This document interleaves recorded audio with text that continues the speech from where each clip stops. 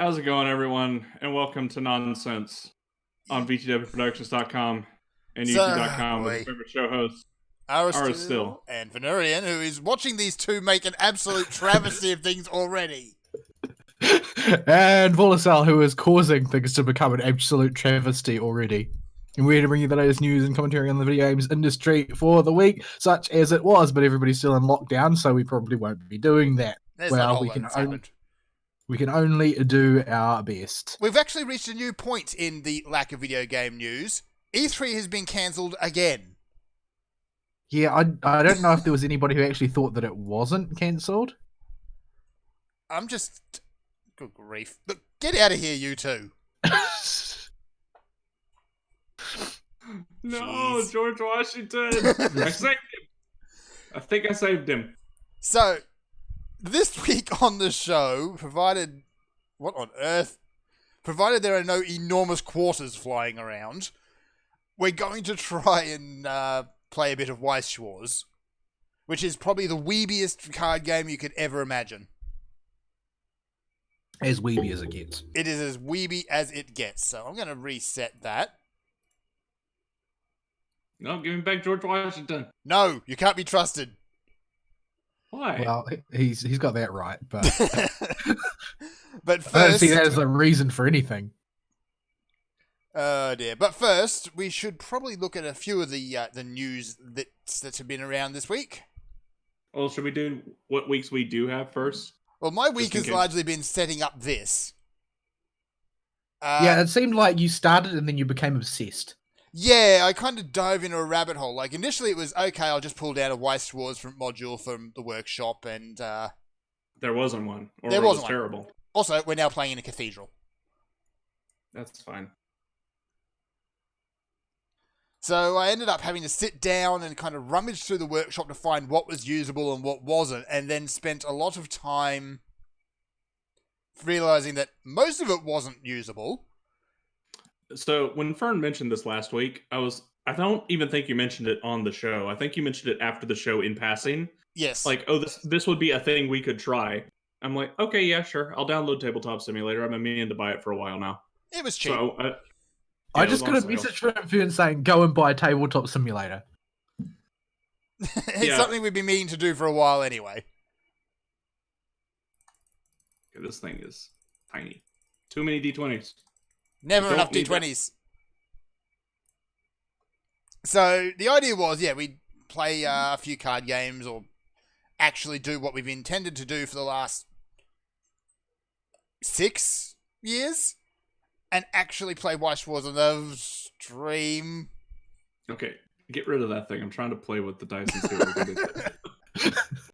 I wanted to see if it will make the counters that come out of it bigger. That's an interesting question, does it? Yes.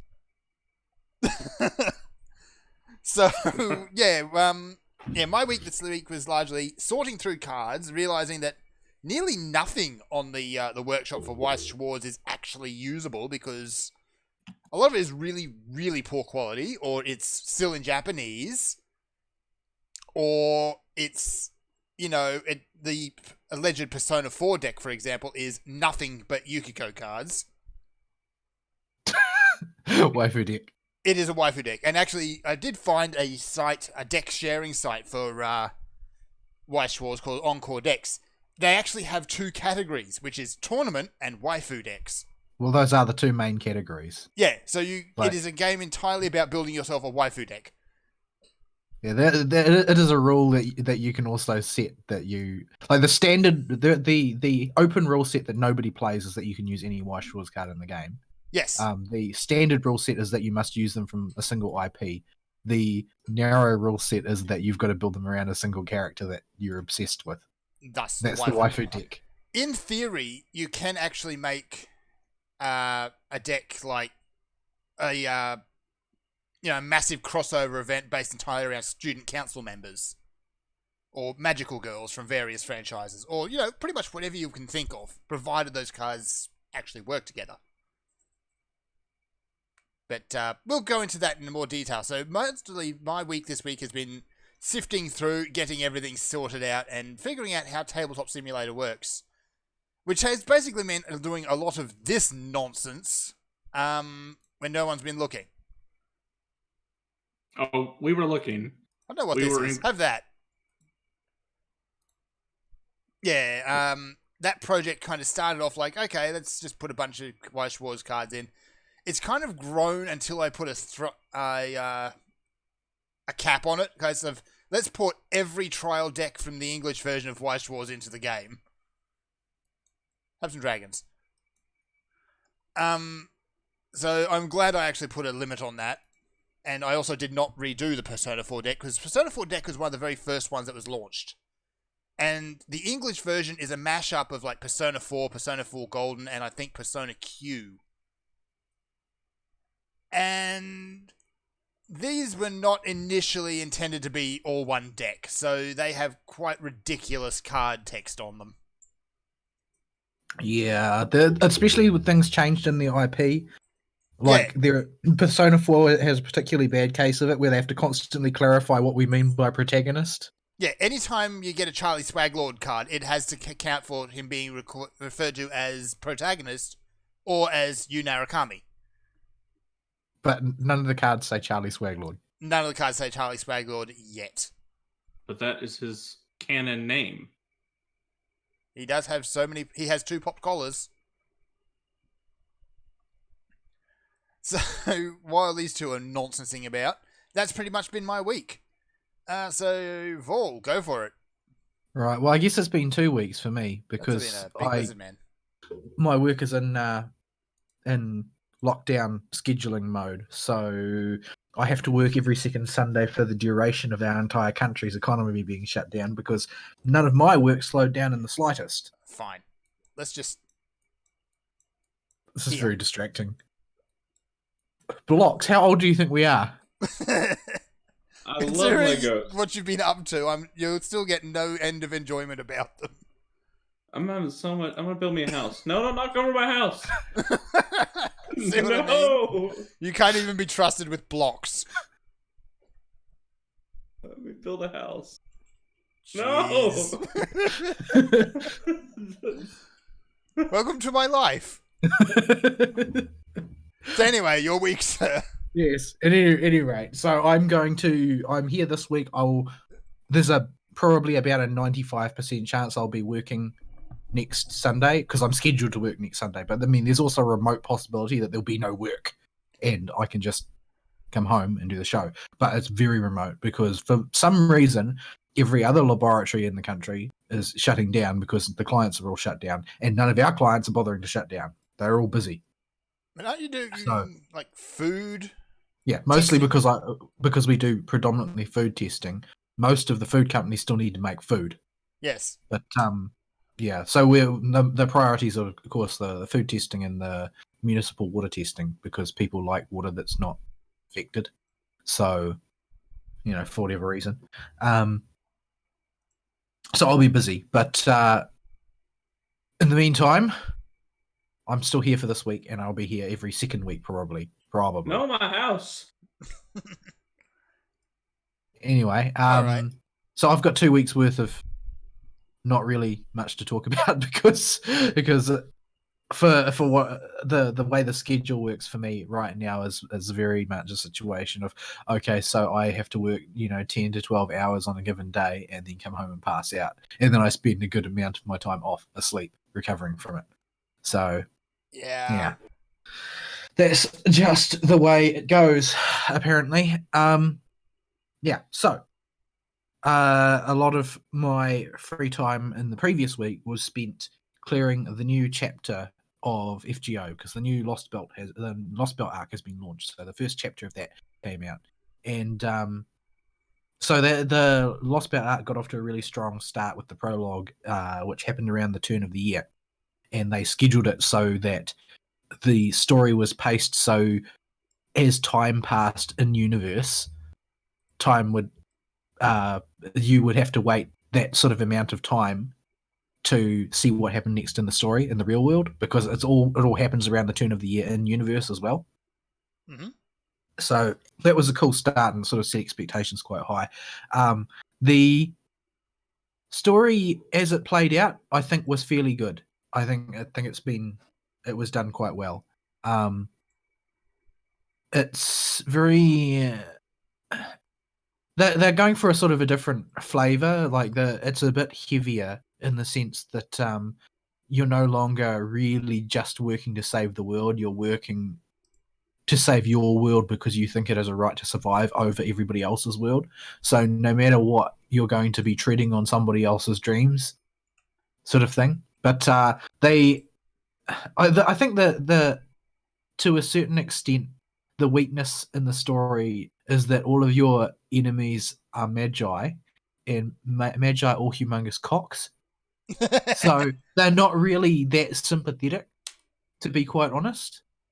Like even though you're sort of expected to be sympathetic to them, it's like, not really. I don't care because you're kind of a douche. So I think that that's been a weakness in the story. But as far as the various denizens of the you're gonna get us demonetized, man. Not that we're monetized, but but yeah, I enjoyed the story. I completed the whole Lost Belt.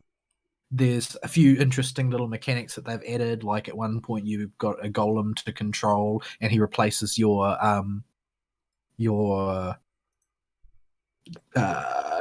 what's it called? Mystic Code abilities for the duration of that fight, and so you call on, and he's got short cooldown abilities, so you call on his abilities to get you through a fight that's a little bit unreasonable. No, I think that you could still do it without them, but it would be a lot harder. But yeah, it was an interesting little fight. And from what I've seen of the forthcoming Lost Belts, that's an ongoing thing. That they add little gimmicks to that, like that, to fights. Generally speaking, mechanically, it was not terribly difficult, and it's like you don't kill wyverns specifically, but you basically kill snow wyverns. A lot. A lot. Like every 5 minutes, you've got to fight those stupid things with the sword noses that you see in Mesopotamia, with the scorpion tail and the pointy nose, and yeah. At any rate, you fight an awful lot of those. Like it's set in an alternate Russia where basically the how does it go? Basically, all of the Lost Belts are branching points, which of alternate Earths that weren't discontinued by the pruning theoretical phenomenon, which is the Nasuverse law that means that there's the only world that exists is the true timeline plus a handful of things very close to the true timeline, and any timeline which doesn't have at least a 100-year long future, it gets immediately pruned. And the timeline for this alternate Russia is one of those timelines that should have been pruned, but because of the events of the story, there have been several of these timelines have not been pruned, and now they are basically in competition to become the real timeline. And so it's set in an alternate Russia where a thing called the Great Cold Wave happened, where there was massive global cooling, and the only people who were accustomed enough to cold to survive in large numbers were the Russians, but it was too cold even for them. And so the Magi in that nation embarked on a project, and this happens in the 1500s, to fuse mankind with demonic beasts in order to give them supernatural resilience. Because that's going to end perfectly. And so they do, and they become this new race called the Yaga. And they are very, very Darwinistic, very focused on the only people who have a right to live are those who are strong enough to do so. And basically it causes their compassion to be basically extinct from that race, except in a few handful of odd people. It's because it's considered to be a worthless sentiment. Mm-hmm. But yeah, so that's the setting for it. And the there's basically it is like 100 degrees below zero on a nice fine day, and so only the supernaturally strong and magi protected by mystic codes and servants can endure the cold. And you have a situation where all of the regular animals died out because they can't tolerate the temperature either, so the world's been more or less colonized by demonic beasts, and that's their excuse to throw wyverns at you eternally. So anytime you're on a journey going from one location to the next, you can expect at least once you're going to have to stop and fight off the pack of demonic beasts that's chasing you along, because they just do. And also food is in ridiculously short supply, so anything that attacks you is seen by the cast of the story as pretty much a godsend, because it's our chance to get some meat, type of thing. So it's a lot of general squabbling with lizards, for the most part. Yeah, there's lizards everywhere, and you want to eat them. We solved the puzzle. No, I liked it, but it still broke. Too bad. Yeah, you can't lock it against a natural 20 strength roll, Ari. No, you can't. You really can't. But, especially with loaded dice. But yeah, so the story was all right. It's not. I didn't enjoy it the same way I enjoyed Camelot and Babylonia. Those two are admittedly ridiculously strong stories compared to pretty much everything else that the game has to offer. But it was still an enjoyable story, and it was a good introduction to the Lost Belt. And what's more, it wasn't brutally difficult. It was. I wouldn't say that it was just straight up easy, but I would say that I had an easier time strategizing my way through those fights than I did through, say, some of the Arc 1.5 fights. Like, I think that the Camelot has been the hardest chapter for me so far, and the next hardest was probably Shinjuku for me, and after that probably Shimosa. But this is not as hard as any of those. This one is quite straightforward. Most of the bosses are sort of like normal classes, so you can use normal class interactions to build around. Although I did end up having to use some slightly wonky teams. Like, I got a lot of mileage out of Osaka Behime in this chapter, which is something that I never thought would happen, because I rolled her purely because she was cute and not because she had any use whatsoever, because she's considered to be an incredibly subpar quick support. But she is also, until Skadi comes out, the only straight up quick support in the game. And so I had to deal with a lot of there are a number of rider bosses, which is of course the bane of anybody who wants caster support. But Osaka Behime is not a caster, she's an assassin. So I ended up fielding like Empress Wu, Borrowed Jack, Osaka Behime for a lot of fights, which is a very, very quick, heavy team and not a very reliable team, except when your boss that you're dealing with is a rider who's now dealing half damage to you, which gives you a lot of time to cycle through repeated Noble Phantasms. And Osaka Behime is actually she gets a bad rap because she's inferior to other supports, but that doesn't actually mean she's bad at her job. It's just that, you know, Merlin and Waver are so over the top overpowered that it makes other characters look worse than they really are. So yeah, I think that I think it was a reasonable opening chapter. It wasn't really that groundbreaking, and they have to introduce a lot of concepts, and you do spend a lot of time, like narratively speaking, bumbling about in the dark. But that's appropriate because everybody on your side is. Nobody has any idea nobody has any idea what's going on. Like, you've just been booted out of Chaldea, and you don't know where you are or what you're doing, what you're supposed to be doing. You just know that everything has gone terribly wrong. You've got no plan for what to do next, and you're just going to try and bumble about and work out what the heck your job is. Mm-hmm. That's pretty much the long and short of the way the story goes. But yeah, I enjoyed it. I think it was a good start to the new Lost Belt. Good fun. Not overpoweringly difficult, quite simple to work your way through. There's a lot more sort of cut-in art of particular scenes than there has been previously. Nice. By which I mean that there is a handful of them, where before you might get one per chapter at most. Yes. But it was all constructed quite well. There's like extra music.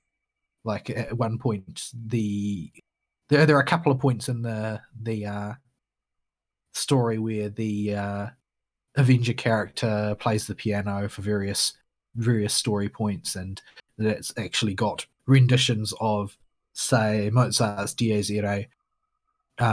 Was it Mozart who wrote that? I think it was Mozart. I think it was Mozart. The most famous composition of the Dies Irae and the Requiem. I think He that can't go backwards in checkers. What are you doing? Screwing with you. Yeah, there's quite a few little good story points. There are some points that I think were a little bit. I can't blame them for doing what they did, because I sort of saw it coming. Everybody saw it coming, but it's something that when they play it out repeatedly throughout the storyline, starts to wear on a lot of people's nerves. And I know as of Lost Belt 5 Arc 2, there's a lot of people whinging at this point about Nero syndrome for one of the characters. Blah. Because, they it just seems to be a little bit too good. Mm-hmm. But yeah, overall I enjoyed it very much. It was pretty solid, and I am deeply disappointed that now the Sun Zone Going to the West has begun. Yeah.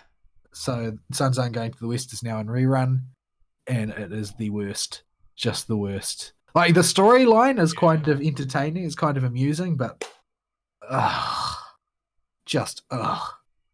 why would you even? Yeah, there's entertaining stuff in there. It's just, I mean, admittedly, it was an early event. They didn't really know what they were doing. They thought that was a salvageable archetype for an event. It's not okay, guys, and they figured that out because they've never repeated it. They've never tried to do that again. They saw what a bad idea it was by attempting to deploy it. So at least they learned their lesson on that one. But unfortunately, for the time being, I've still got to deal with it. I'm not that sanguine about it, but yeah, I didn't really clear it last time. I probably won't really clear it this time either. It's not very thrilling. It's just a grind. yeah. The only thing to do really is to try and empty the shop. There's really nothing else to entertain you. It's not. It's just not great. It's a thing that you have to do. Yeah, it's a job. It's not fun. There's no sense of cooperation. There's no sense of competition like there are in some of the other events. There's not really much of a sense of challenge. It's just, you've got to come up with something that is effective for this particular set of waves, and then do it over and over until you're sick of it. Yeah. Or until you clear the shop, whichever comes first. And I guarantee you'll be sick of it first. But yeah, that's the way it goes. I gather Apocrypha should be somewhere very shortly along the line, the Apocrypha event, which is, I think it's styled after the Solomon chapter of the original arc. So it's everybody flailing about, trying to... Well, I mean, it's styled after the Solomon chapter in the sense that everybody's flailing about trying to fight the same bosses, of which there are several at once. But I don't think it's... But, yeah. Incidentally, there's a Demon Pillar analog in the Lost Belt arcs, except that it is even sillier if possible, and just as ridiculous to fight. And as per previous experience in the first arc, Shiki ended up being the solution to everything as far as that was concerned. Because she always is. Yeah, she's a Demon Pillar exterminator extraordinaire. So yeah. Azure Lane has also had another event, which was the Get bent, Fern. Look how bad I owned you in checkers. Which was the Microlayer Medley event.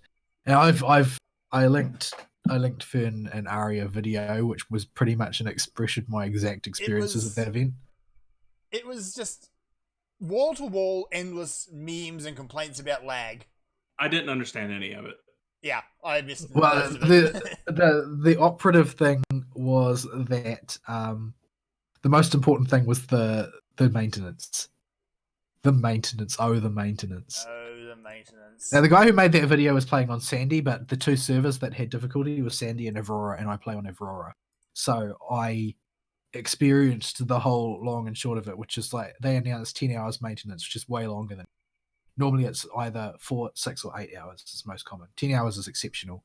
So okay, 10 hours of maintenance, and then after that, it just didn't come down. Like, the maintenance didn't stop. You keep going and going. And going. And there's about 24 hours of maintenance passed, and then people could get in, but then they kept getting booted out again. And then, so that carried on for a while, and then they released a patch which was supposed to fix it, and so everybody download that patch, and then everybody tries to log in, and the server crashes because everybody's trying to download the patch and log in. And so this carried on for like 2 days before anybody could get in and play the thing. And the thing is that they are very generous when it comes to compensation for things like that. So we've got humongous amounts of free crap as a compensation for not being able to play. But yeah, so overall, the event was more or less the same as most Azure Lane events. New boat waifus. One of them was a bit of a shake-up for the meta. Most of them were sort of, they fell somewhere in the middle of the pack.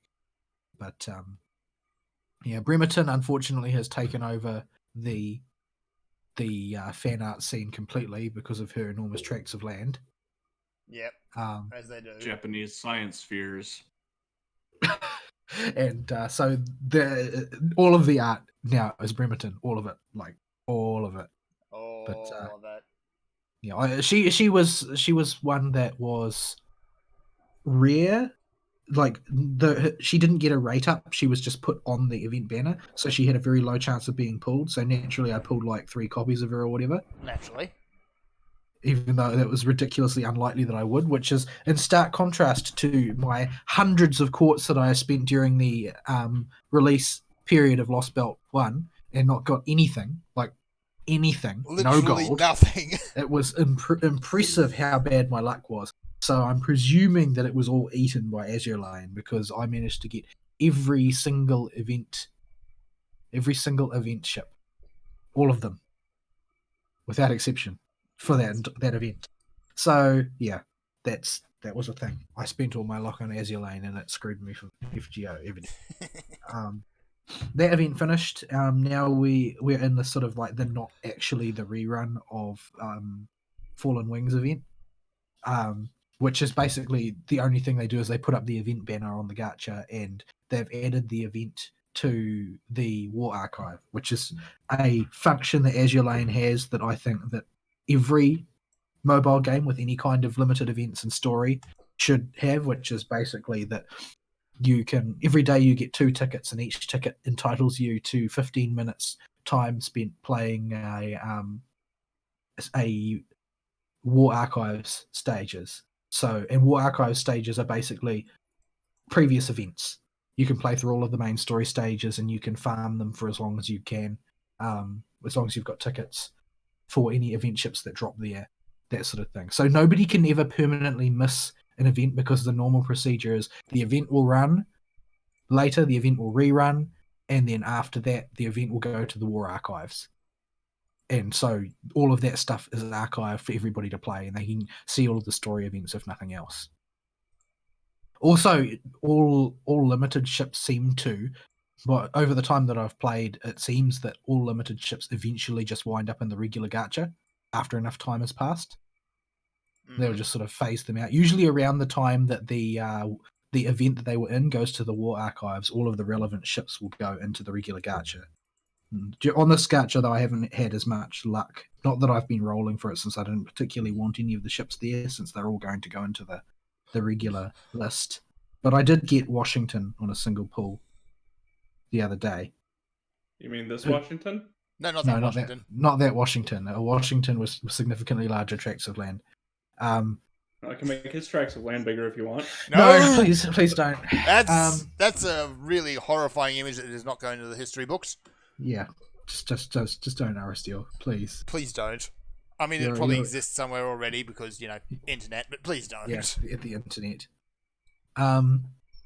Yeah. A lot of the rest of my time that I spent gaming is like, oh, well, Warriors Orochi is in my PS4, so I guess I'll play that type of thing. Glorious nonsense. Yeah, it's the story just gets more absurd by the second. I can't follow what's going on anymore. Well, it starts with Super Saiyan Lu Bu. Yeah, the number of characters has gone completely through the roof. Like, yeah, they're up to something like 180 or something.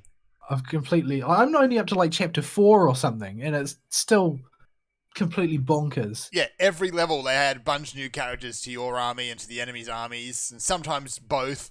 I was idiotically attempting to follow the recommended characters for each stage, which get Yeah. bonus XP or whatever. That's a terrible idea. Don't do that because you're just gonna fall way behind. You are. You're going to spread yourself too thin. So I basically set up a team which had all my mains from the previous games, were Zhang Xinhua and who else is there that I usually use? Guan Yinping and Yeah. one other, depending on who I wanted to use at the time. I don't know why, but Yin Pen is just so much fun to play with her ridiculous weights on the end of her stick. Yeah, it's sort of interesting to play her because you've got to watch her animations more carefully than for most characters, Yep. because her animations are so over the top. So you've got to you can't just press the button X times and then you can't just press square square square triangle or whatever. When she You've starts got to just- actually Yeah, you got to time it properly. you've got to ideally watch her animations for your cue rather than just pressing the button. Like my main Zhang Xinhua, like you can usually get away with just pressing 1, 2, 3 triangle or whatever if you want that particular move. Whereas in the case of Guan Yinping, you actually have to wait until her animation frame is in the right stage for you to press it, because you're not going to get any reasonable feedback from pressing the button. It's not going to tell you what to do. No. And she's got a relatively strict order of play. Like you've got to up her buff before you seriously try and fight anything. More before you start ripping out pieces of the terrain and flinging them around. Yeah, she's got a real complex about being weak though. Yeah, she does, but like even in the cutscenes, like I think it's in Dynasty Warriors 8, she just sits down and just casually tears a piece off a stone bench. Yeah, because she doesn't seem to understand how strong she is, and there's a few scenes like that in Warriors Orochi as well, where she thinks that her brothers don't want to train with her because they think she's too weak to be worthy of their attention. When they Because actually we just don't want to be terrified of broken. fighting her. Yeah, they're terrified of getting beaten to a pulp by her because she doesn't understand her strength. Yeah. But yeah, there's an awful lot of character interactions which are extremely bro down. Oh my yes, and they just get sillier because Warriors Orochi, they just take all the ridiculousness that is Dynasty Warriors and the Art of the Warriors series, and throw any restraint out the window. Not that they had a great deal to begin with. No, it was kind of just the premise of restraint, really. Yeah, my favorite stage I think so far has been the one where the what's his name, the thief, that famous Japanese thief. I can't call his name to mind. Oh, I can't think of it. He's a total goofball anyway. There's probably a persona with his name. There is. Goemon? Pardon? Goemon? Yeah, Goemon. Yes, that one. Goemon basically cons Zhang Fei into helping him with a mission, which he tells Zhang Fei is about stopping the enemy from building a super weapon, but it's actually because he wants to knock over the castle. And so he's got in mind robbing the place, and Zhang Fei's like, oh, we need to stop this. And there's another guy, a strategist, I can't remember his name, who goes along with them to keep them out of trouble and fails at that. But basically you go through attempting to burglarize the enemy stronghold, but at this point in the story, a lot of Zhang Fei's children are still working for the other side because they've got the Liu Bei's son captive. Yep. And so Zhang Fei just goes through the stage getting increasingly dismayed as he runs into each of his children, and they accuse him of like, particularly Shinkai accuses him of taking up burglary in order to support his drinking habits. Yeah, I mean, Zhang Fei, the Dynasty Warriors version of him, at the best of times, you'd think, just leave him in the pub, he'll be perfectly happy. Yeah, he did basically drink himself to death. He did. But he's basically gets incredibly dispirited over the course of the level because he keeps running into his children whose opinion of him steadily drops. and by the end of it, he's ready to give Goemon an absolute thrashing. and you actually do in the end thrash Goemon, who was on your side for the rest of the level. You just beat him up. Yeah, you just give him a beating because this whole thing was just a scam for him to rob the castle. Yeah, your first clue, it's Goemon. Yeah, that's the sort of level that they've got in there. And there's another one where the parents decide that they need to examine how strong their children have gotten, so they rig up a massive, ridiculous in scale parents versus children war game. Yes. And which plays out in an absurd fashion, but it just so happened that the characters that were on my team were ones that they have special interactions during that level, and so my main is Zhang Xianghua, and she was historically Sima Yi's wife, and he's terrified of his wife in Dynasty Warriors verse. And so when she shows up on the battlefield, and he's like, well, "What are you doing here?" He's like, "I wanted to see my husband's face. Is there anything wrong with that?" And then you proceed to completely thrash him. But, I mean, yeah, you've got just some of the nonsense. Like you got Dong Zhuo when he shows up. He's basically a One Piece villain at this point. Yeah, he looks like a One Piece villain. He actually does look like a One Piece villain these days, but yeah, he's gotten successively fatter in each installment, I'm sure, and hairier louder too. Yeah, fatter, hairier, louder, just generally more unpleasant. But they've recently put out a expansion which adds like 20 more characters because 180 odd wasn't enough. Yeah, but you know what their expansions are like. They always cost $1 billion. They really do. Like, And they always put out costume packs and all sorts of things. They've got a pester message as well when you start the game up, telling you to go to the PlayStation Store and buy it. Blah. But I would have been happy to, just because if it didn't cost so much, but it costs as much as buying the game over again. It's not worth a full game price. Maybe half. Just that. a few. I might have been tempted for half that, but it's not half that. It's not half that's a that. problem. Yeah, half that I'd probably jump all aboard that. Yeah, because I'm always down for more Dynasty Warriors characters. Not that I'm ever going to play even half of the roster. I suppose the roster is sort of smaller for me because I hate playing the Samurai Warriors characters. Yeah. I just don't like the mechanic. They feel just off. Yeah, I think there's not nearly as much weight to their combos when you go from weak strong or whatever. Like they don't hit as hard, and their dashing thing becomes almost useless anytime that there's an officer around. Yeah, it's fine among mooks, but yeah, as soon as an officer turns up, you kind of just hit them, bounce off, and that's your combo ruined. Yeah, and then you get interrupted immediately and nailed to the wall. But, yeah. The Warriors Orochi ones seem to follow the Dynasty Warriors model most of the time. I haven't played any that don't. I don't know if it's consistent across all of them. I think for most of them it is. There's maybe one or two characters with some kind of wonky mechanics, but the same goes for Dynasty Warriors as well, so it kind of follows that pattern. I was amused to see that Sanzang is also a woman in Dynasty Warriors. For no readily explainable reason. Yes, and she's extremely Genki. Yeah. Needs more tracts of land. She's not like the booby monk like she is in FGO. She's relatively slender, all told. But she fights with having enormous sleeves, basically. But like she still increases the tracts of land quotient in the video game. She does, on average, increase the number, the average tracts of land across the whole cast. Does indeed go up because of her sudden transformation to a female. Conversely, Shuten Doji is a male, which doesn't actually decrease. Doesn't really decrease the tracts of land quotient very much at all. Yeah, I think they just stopped caring when they got to those figures. At any rate, yeah, I'm having fun with that, mostly because the characters are ridiculous. Like every time Gracia takes the lead in a level, it immediately devolves into idiocy. Yeah. For some reason. I haven't gotten far enough into the game to actually start playing with the Olympians, but when they start showing up, it's just ham. I haven't played with any of them, but I've played with a few of the mystics. Like Sanzang's classified as one of the mystics in this one.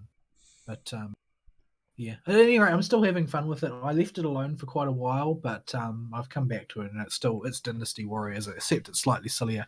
I still feel though that it's not it's not a well. The reason I say slightly is because it's still not a patch on Sengoku Basara. And That's a That point. really bothers me because I loved that franchise. Like that is my favorite Musou When game was- of all time. When and was it's the not last time they actually made a Sengoku Basara game? long time ago. Since that's... There's the PS3 ones, I think.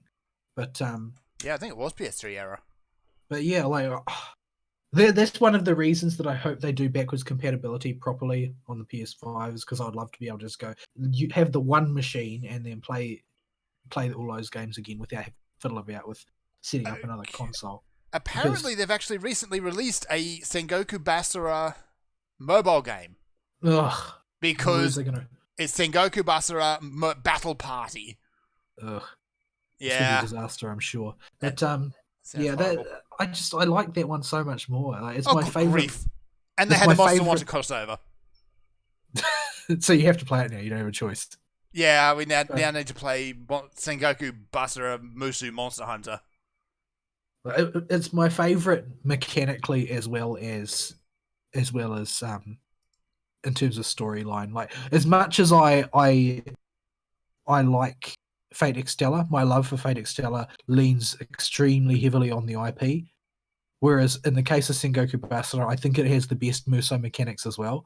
Which is not to say that they are balanced in any way. It is a Musou game after all.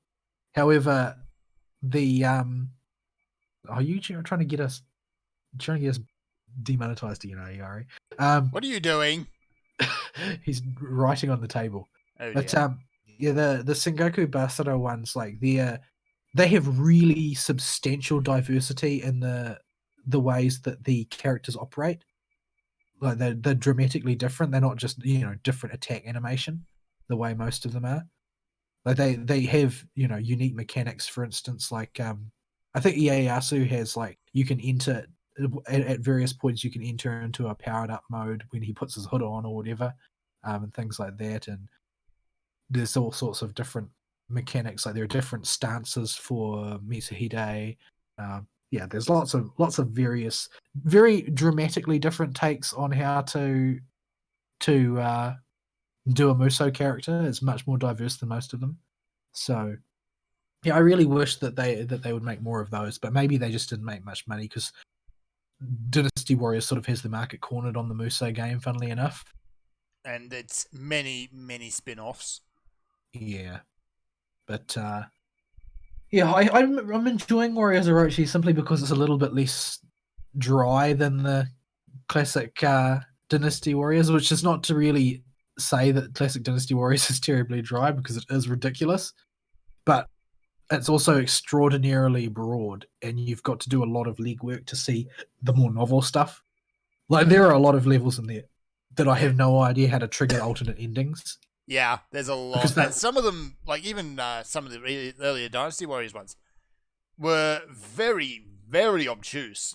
Yeah, I mean, I remember one time you and I sat down and tried to do a bunch of them, and we had to do some levels several times just to get circumstances to go the way we wanted in order to unlock a new ending or whatever. Yeah, it's like you need to prevent this character from dying, but instead of just following them around and stopping them from getting KO'd in the fight, you had to run kind of in the opposite direction, do a loop around the backside of the map, and take out his no-name general who was otherwise just completely uninvolved in the fight. Yeah, I know that there's also one that I never actually worked out. I'll have to look at a guide on how to do it, where you've got to keep Jian Wei alive, and Yeah. he seems to manage to plow himself into suicide in like 30 seconds. Well, it's kind of what he's supposed to do. He has that big heroic sacrifice moment, and that's his story. But this is the alternate history where you manage to keep him alive, except I have no idea how to do it because he I've just done it dies. once. I've done it once. I can't remember how I did it, but I've done it. Yeah, I mean, I know it must be possible, but yeah, it's Yeah, very... ultimately it means Cao Cao wins the entire thing. And that's how a lot of the hypotheticals go, is if you stop something really bad happening to the leader, then generally it all works out for them. Although there are a few hypotheticals where it's, okay, you've stopped this character from dying, defecting, whatever, and they're just kind of there in the background for the regular story. Like, whatever that... Oh, what's his name? The guy uses that really big fan on a stick. Never see his face. But he's one of the ones who just kind of hangs around in the background. Pantong, yeah. Yeah, I remember doing the one to keep him alive. Although I think we had to try that like 5 times to get it to work. Yeah. And he's kind of there. He does chip in occasionally, but he doesn't really change the story a whole lot. Although I think he does actually change. I think it was the Battle of Cherby. He really changes that one up. Well, because that's where he dies historically, I think. Or at least in previous Dynasty Warriors game, he gets counted out of the story at Cherby. Oh, I think it was just before Cherby. He gets poisoned or something. Well, he's on his way. He's on his way to the fight, and he gets intercepted or something like that. Yeah, something like that. But yeah, he actually stops the fire attack or something, which is pretty much what the Battle of Cherby was. Is everything's on fire. No, but wasn't. But it's Liu-Bei's forces versus Cao Cao's ships, isn't it? No, it's the allied forces of Wu and Shu versus Wei army. Yeah. So I think it's Shu that sets the fire at the behest of Zhuge Liang. Yeah. I don't remember Anyway. exactly how it goes. Anyway, it was a cool John Woo movie. It was a very cool John Woo movie. Except it's 4 hours long. I've never actually watched the full version. I've only watched the cinema cut because the cinema cut is not 4 hours long. It is not 4 hours, no, and it actually holds together a lot better. Largely because you're not bored. Why you knock down my bowling pins, Fall? Anyway, is that it for your week, I think? I don't think that I've done much else. I sort of meant to do other things, but Easter's busy time for Catholics. I spent most of my time watching mass live streams. Well, you can't go to actual mass. It's a very strange feeling. Yes. I hope it doesn't continue. Yeah. I was half expecting like people to show up for mass anyway.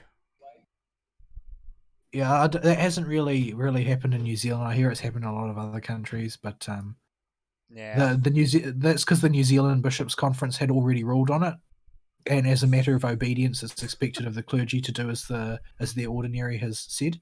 Yep. In places where they aren't abiding by it, it's because their bishops haven't made a ruling.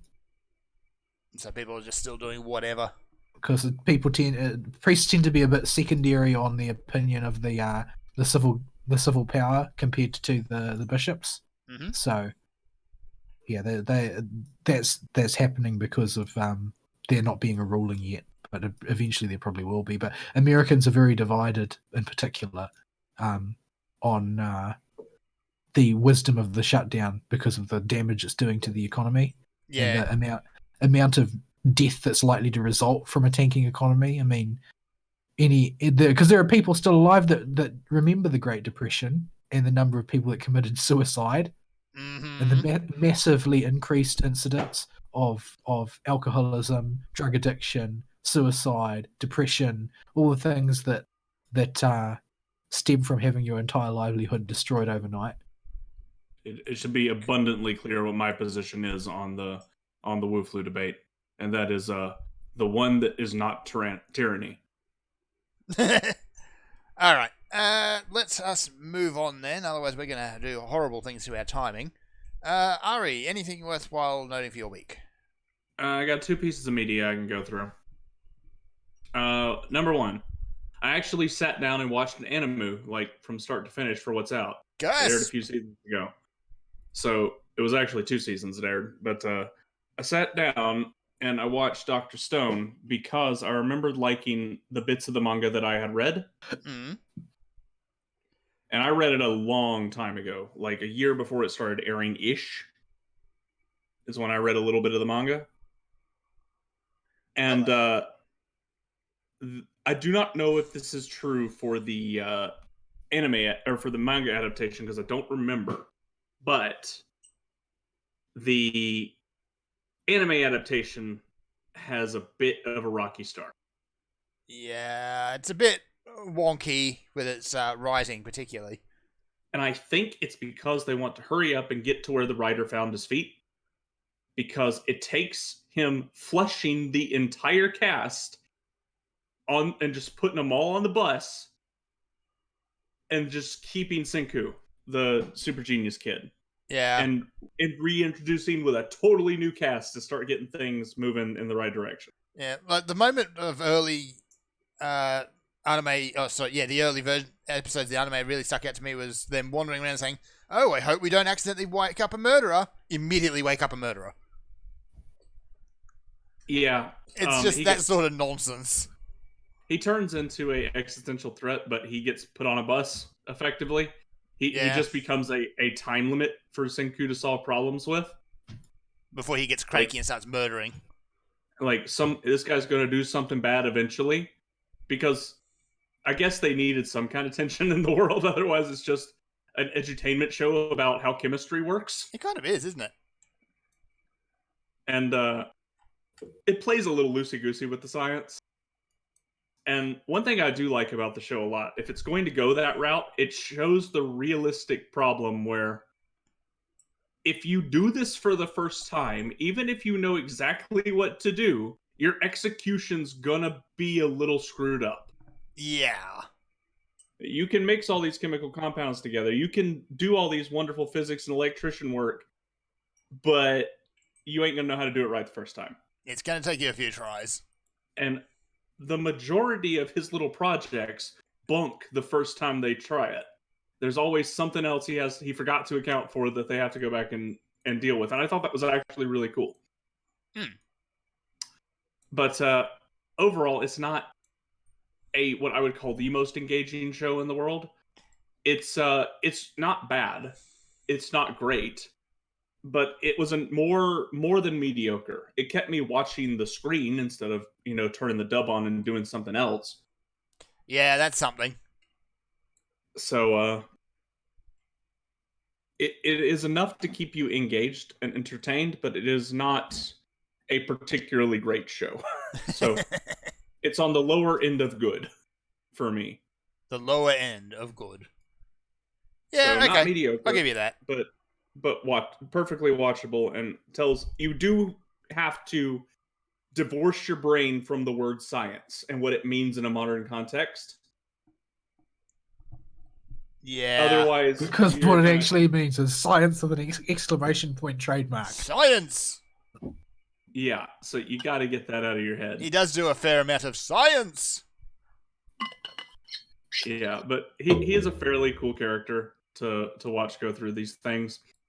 But yeah, it's thing.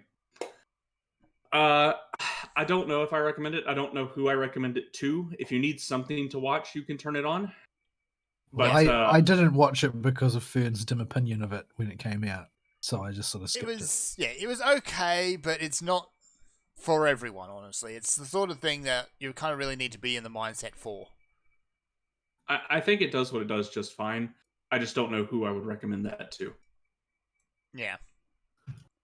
It does have a very edutainment-y vibe sometimes, but other times it tries to be really serious. So it's a little tonally inconsistent. Fern, you're just going ham with them black counters. Yep. Wait, what? He grouped them all together. Look at all these shits. I didn't know that was possible. All right. So the other piece of media is I bought the Mega Man Zero collection. Nice. For PS4. And I would have loved to play more of this, but my doggy got sick. Boo. So he got a pretty bad case of the runs, and he has been not a happy puppy. So I've had to take care of him and make sure he does not poop in the house while he is sick, because he can't exactly control himself right now.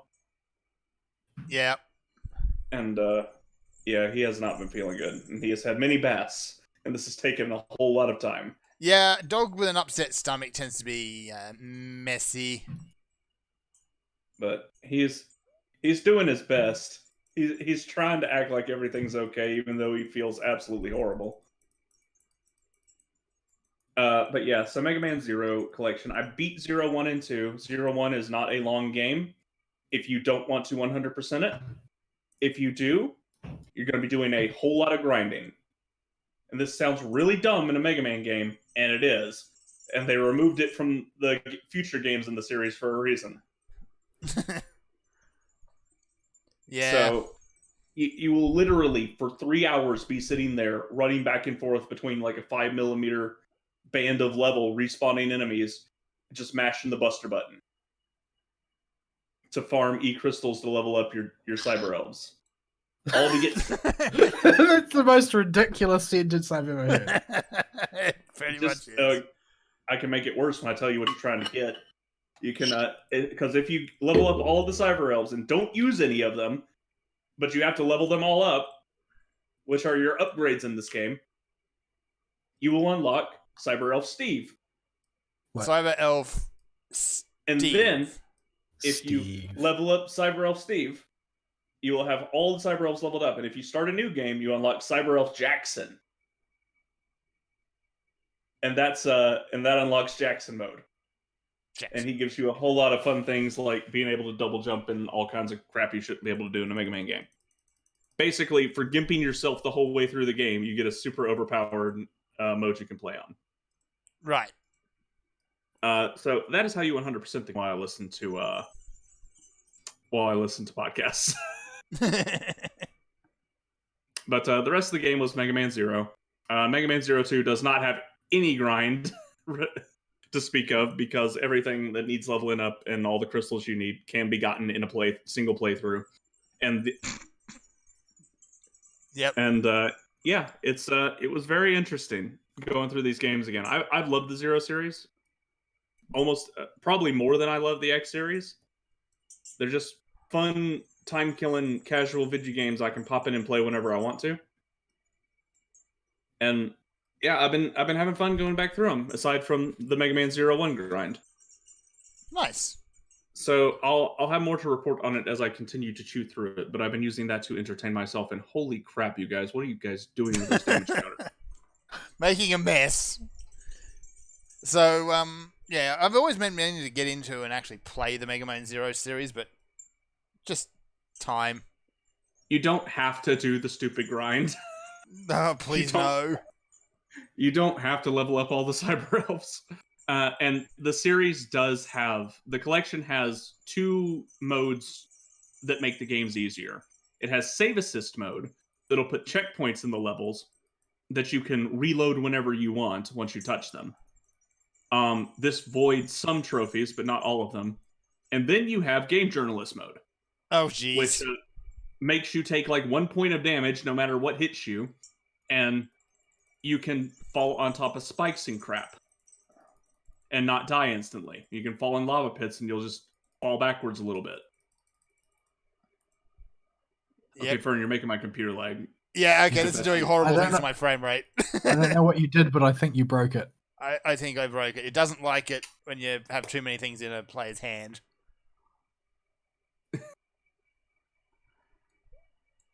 Yeah.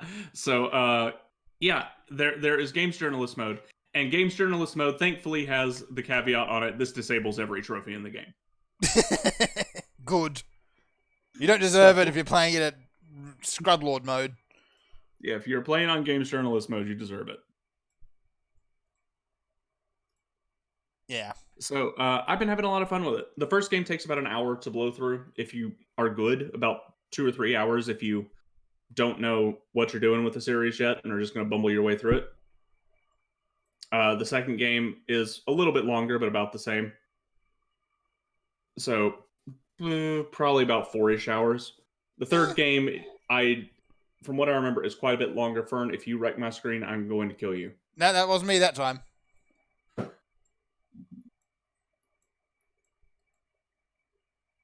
So,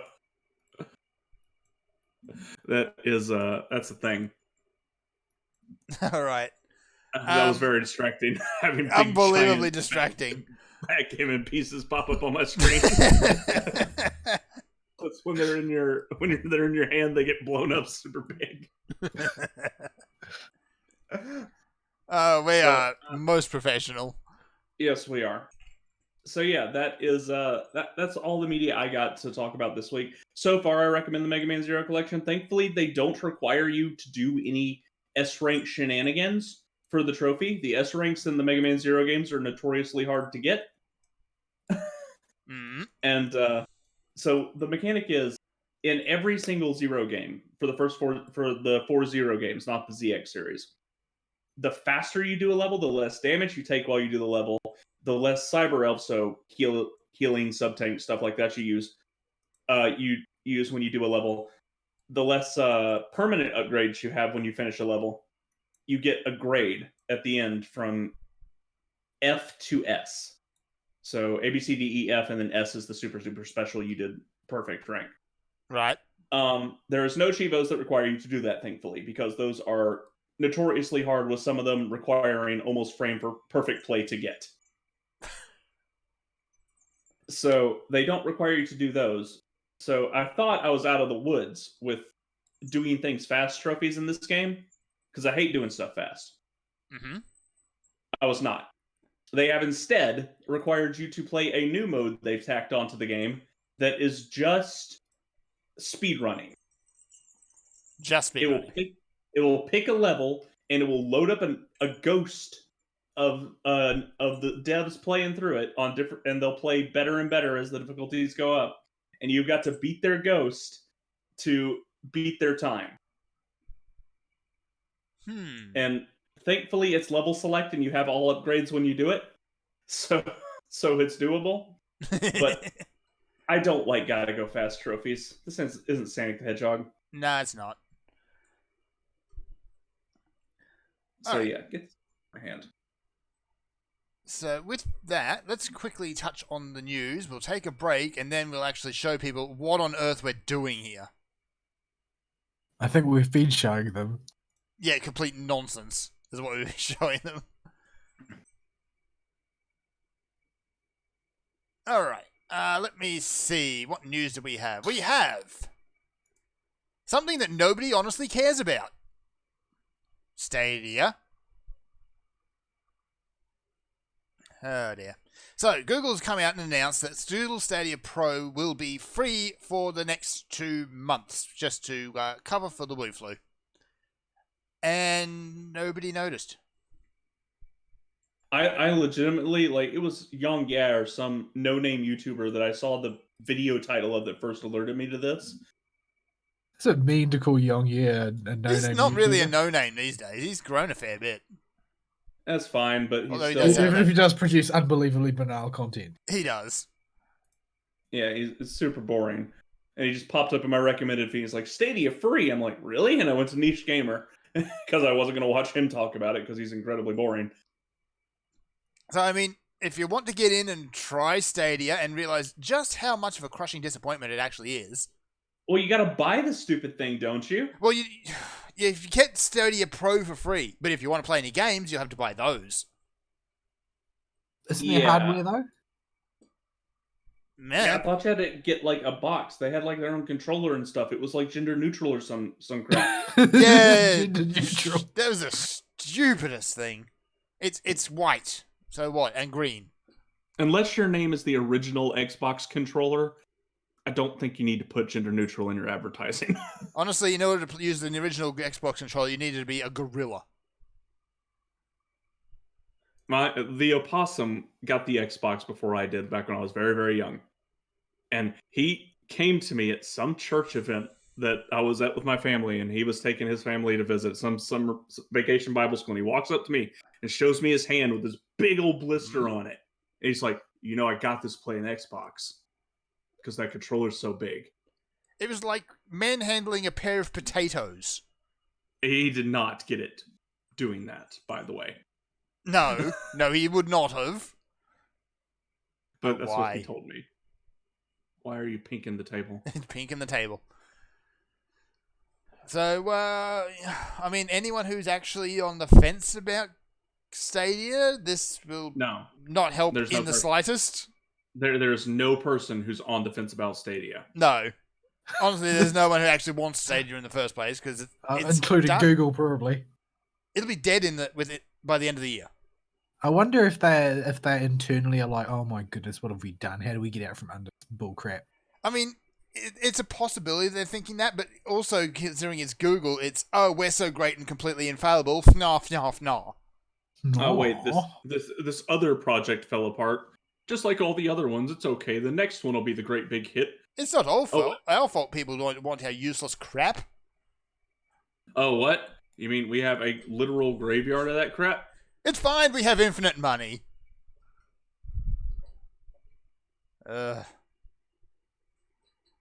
So, I still have no idea what negative latency is supposed to mean. Yeah, they don't have it, whatever it is. Whatever it is, it means nothing, honestly. Oh, why is your cursor a chain? Oh, I guess you were linking stuff together. Oh, jeez, why? What? Hang on. The What? damage counter is below the table, so it's twitching because he linked them together. This isn't how physics works. Yes, is it now. is. No. Why? It's gonna go back. It's gonna go back. Yes. What happens when we flick? What even is this game? Can we? I want to flick the pendulum at the bottom and see what it does to the top one. Can we tip it? See, this is how much people care about Google Stadia. We're Yeah. more interested in a weird, slightly janky physics engine. Well, the thing is with Google Stadia is that they've just dug themselves in such a comically deep hole. They've done everything wrong they could conceivably do wrong. Like, what is even left now? There's nothing It's left. kind of impressive in a real way. I mean that almost seriously. It is actually kind of impressive how they goof so bad.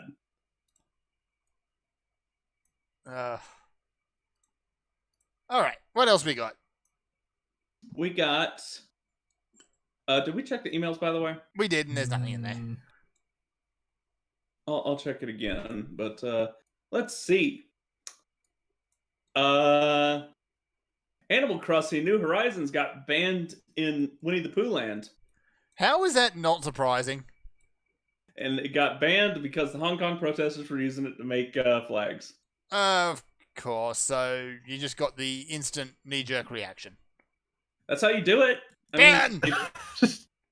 If you are being killed by your government and you need to wake your population up, the only way you're going to continue playing video games is if you're still alive, and you need the rest of your population to know, hey, look, the government's killing us. You can't play this video game either now. Does this get your attention?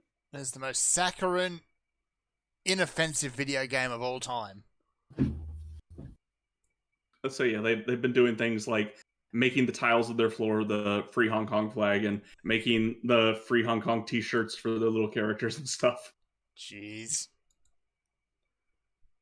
it reminds me of a time when a guy I know loaned his Xbox to somebody who wanted to try it out, and they wanted to play Viva Pinata. And then when he got his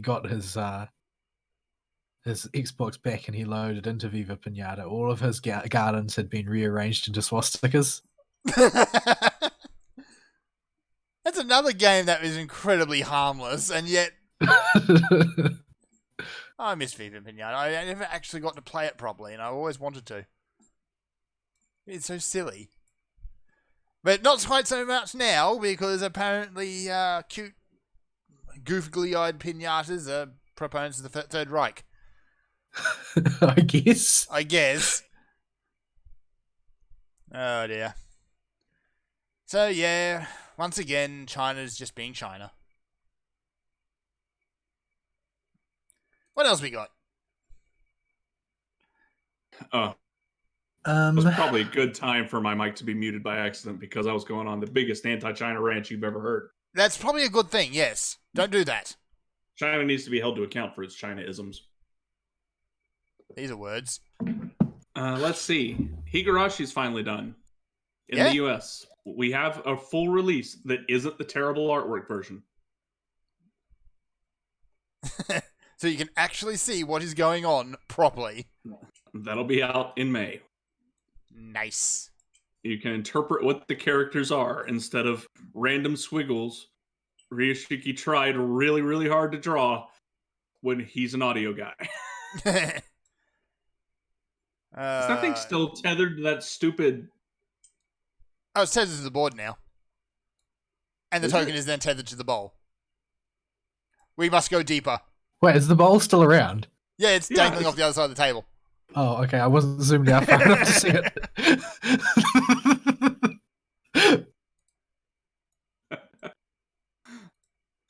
Okay.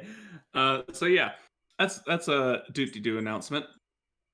So in an Lord, what have we effort done? to try and stop the thought audit that is ever ongoing, Twitch has updated its policies that it will do nothing about. Oh, yeah. Twitch is notorious about being very selective about who they apply their rules to. Well, yeah, because all of the people who need rules enforced against them can just buy off the enforcers with sending them nudes. So God, it's not keep really. the thought audience I mean- going.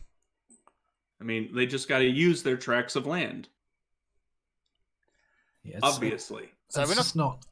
We're not going to go into the detail about how they've actually updated it, but basically it's saying that nudity is bad, okay. Yeah, well, the only people that end up getting banned for that are either people too small to matter or people who are so big that they don't think that they need to kowtow to the moderators with free nudes anymore. Which means Twitch isn't getting their kickbacks. Yeah.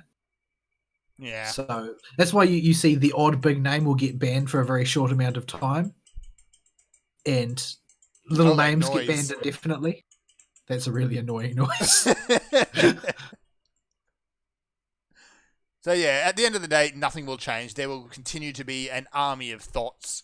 They've even allowed themselves just enough wiggle room in the rules that they could just make an exception. Like, oh, this thought is at the beach. Yeah, Or it's like, this thought identifies as male, therefore they can show all the underboob they want. well, there's all these thoughts that do their broadcasting from swimming pools and stuff. It's like, yeah, that's really needful. You're really contributing to gaming culture by Yeah. doing this. Definitely, This for is totally reals. about video games. And there's the other thing where they always claim, oh, it was an accident when they show a bit Thought. much. Like, yeah, whatever. You Whatever. spend all of your time on your appearance. Don't try and pretend that you're not aware of what you're looking like. Yeah.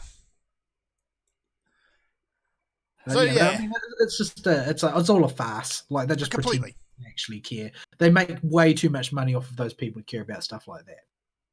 Yep. They should just have a Twitch Thought premium sub channel that all these people can officially work at.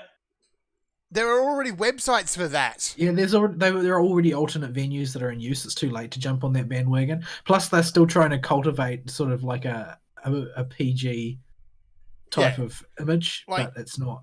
If you go, Nobody falls for that. if you go to one of those cam websites specifically, first and foremost, you're probably on some sort of watch list. But at least if the thoughts are on Twitch, they can try and just peddle themselves as being family friendly. Well, the other thing is that Twitch is important to them because it's just bait, right? What they're trying to do is they're trying to bait the most desperate quarter of society into getting hooked. Then they can sucker them off to places with no rules. Yes. Like, that's the whole point. They can give them money on their Patreon for 20 nudes a month.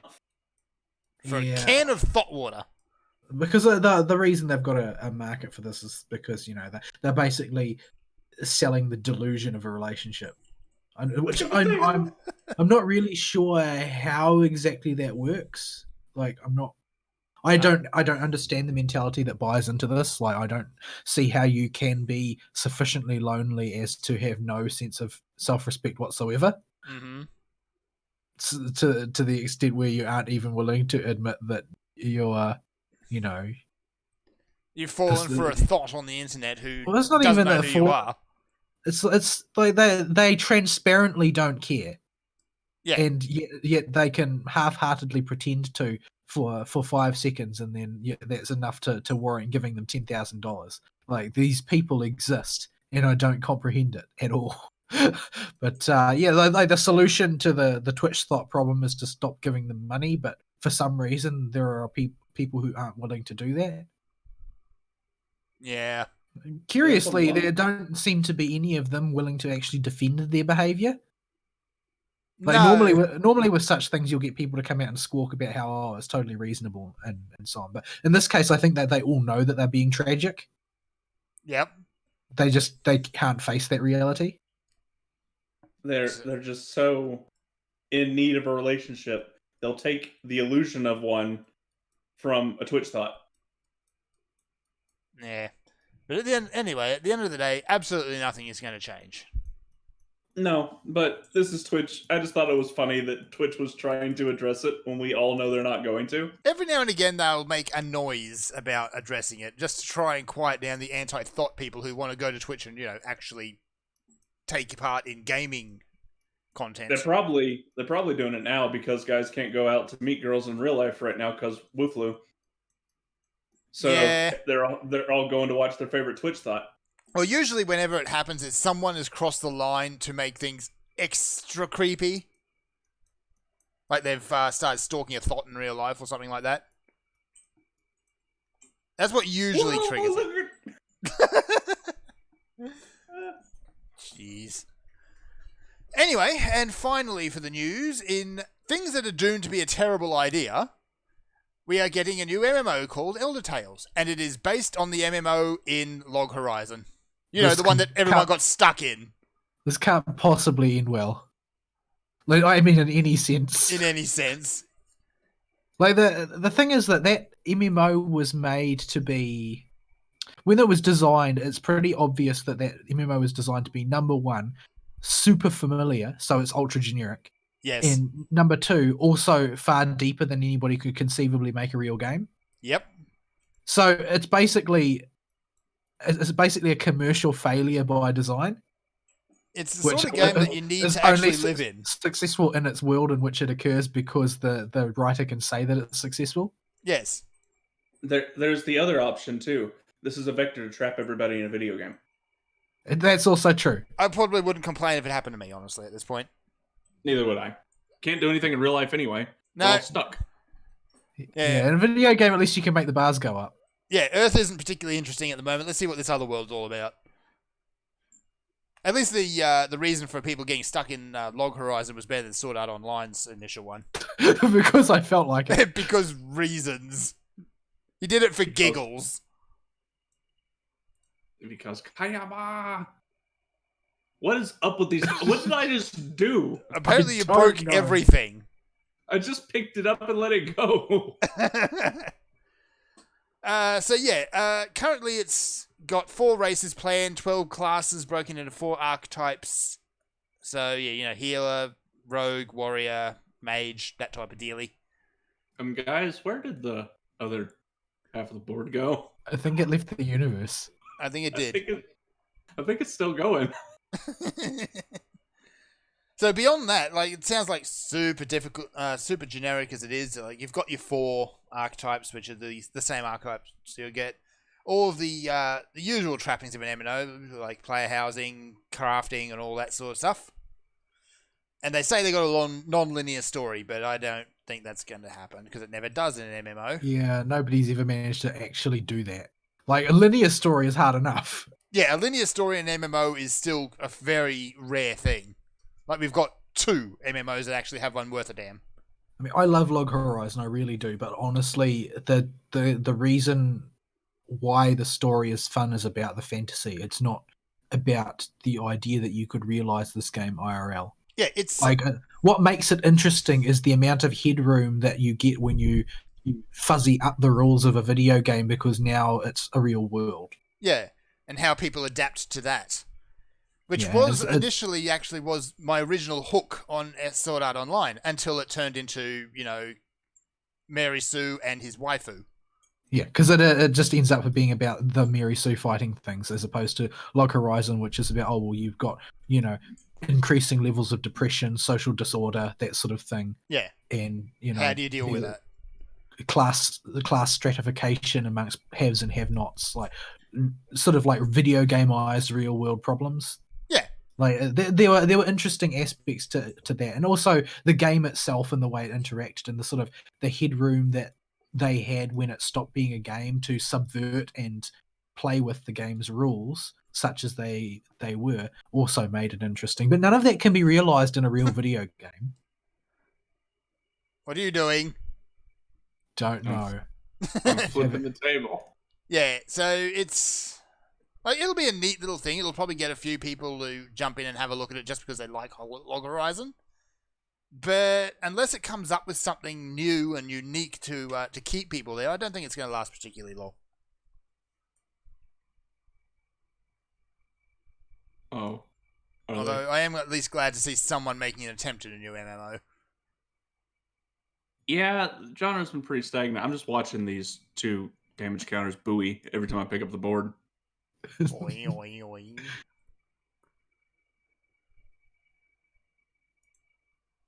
High quality content. Yeah, dead air. Engaging. Dead air. Watching damage counters hover in the air. Oh, We what are- have we done? Okay, we are with Probably that- the most easily entertained people. I'm not even interested in the rest of the game now. This is the fun part. All right, with that, we're going to take a break, and then we'll come back and do what we're actually supposed to potentially do here. Throw cards at each other, pull cards out of each other's hand when somebody goes AFK. Yes. And cheat, cheat, cheat. But cheating is cheating. Cheating is cheating, and it continues to cheat. It's fine as long as you don't do it with your wife. Oh, boy. Okay, yeah, we're going to be back after a bit of music. We shall see you shortly.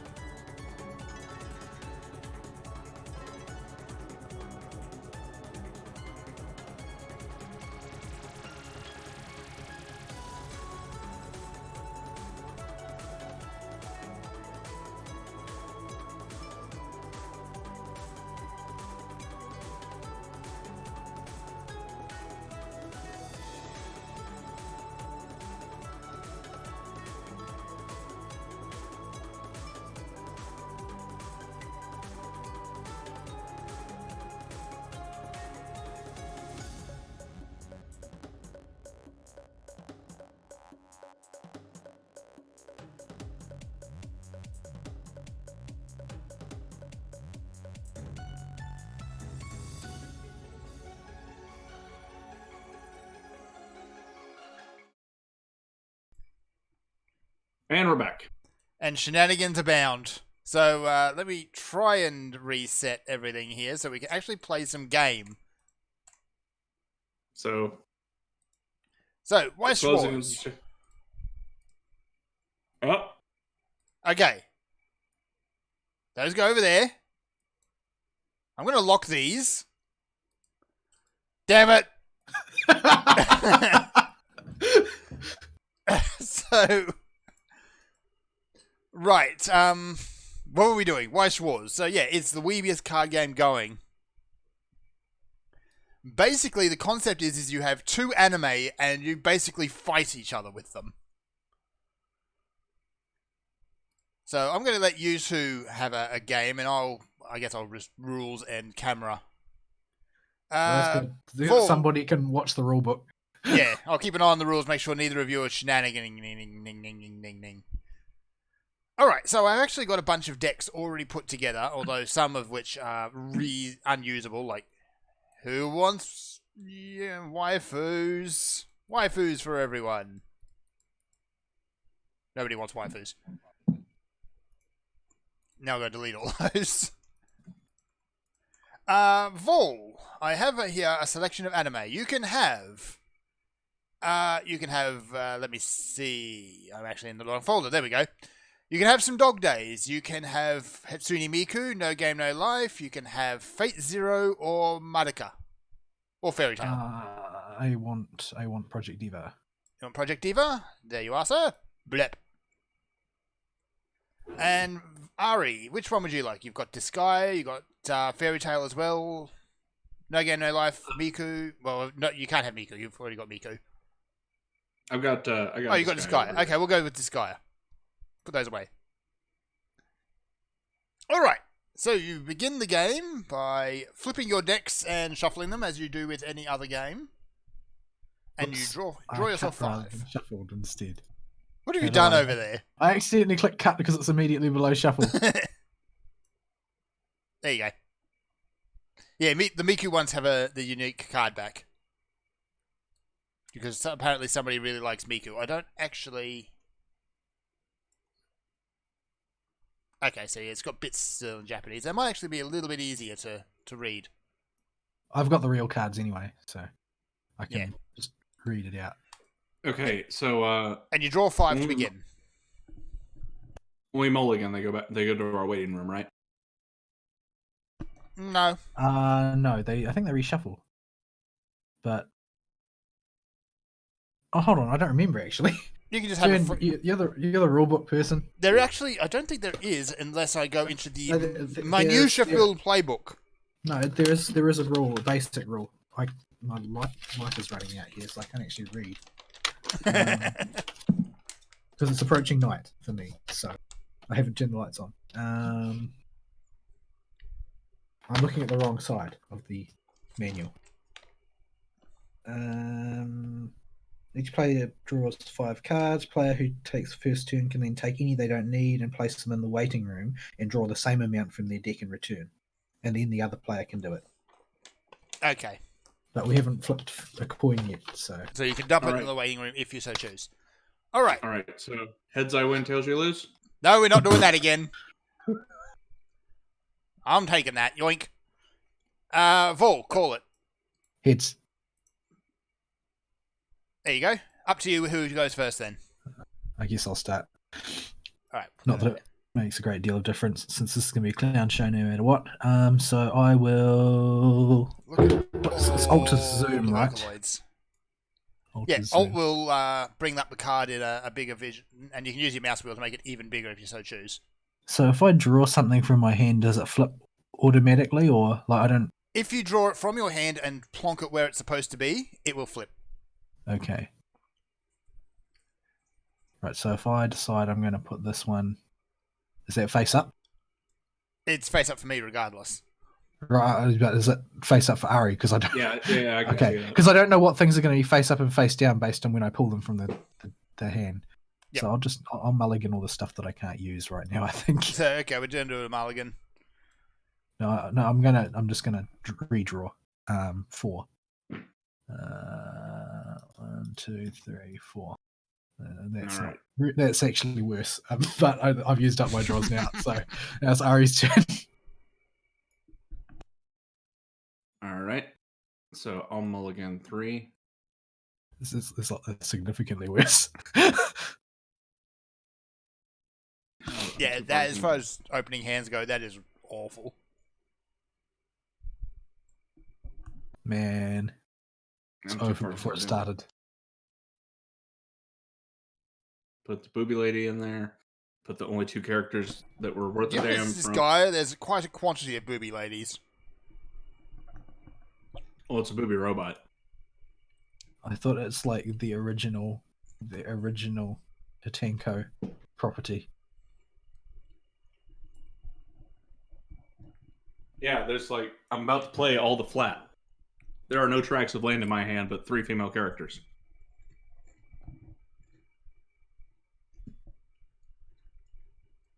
All right, sure move since you're going first. Yep. Right.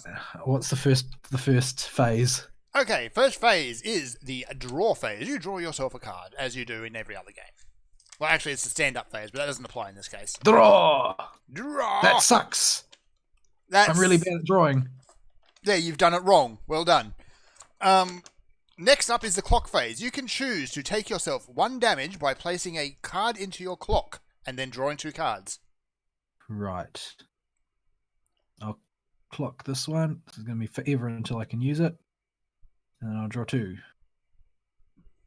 1, 2. That's a bit better. Yeah, not a lot though. No. Okay, next up is the main phase. You can play event cards. You can play character cards as ever many as you'd like and have the resources and level to do. Alrighty. So because you're at level 0 and you have nothing in your stock, you can only play level 0 cost cards. Alright. So we'll play that one. Okay, and that one What is... does it actually do? That's just a stick. It's vanilla. Vanilla beat boring. stick. Almost vanilla beat stick. Alright. During your turn, this card gets 1,000 power. Well, it's your turn, so I'm just going to drop that on there for you. Blat.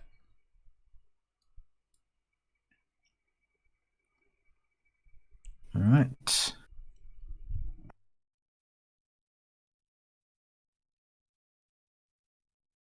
Okay. All right, I found Etna's theme song. I have good BGM now.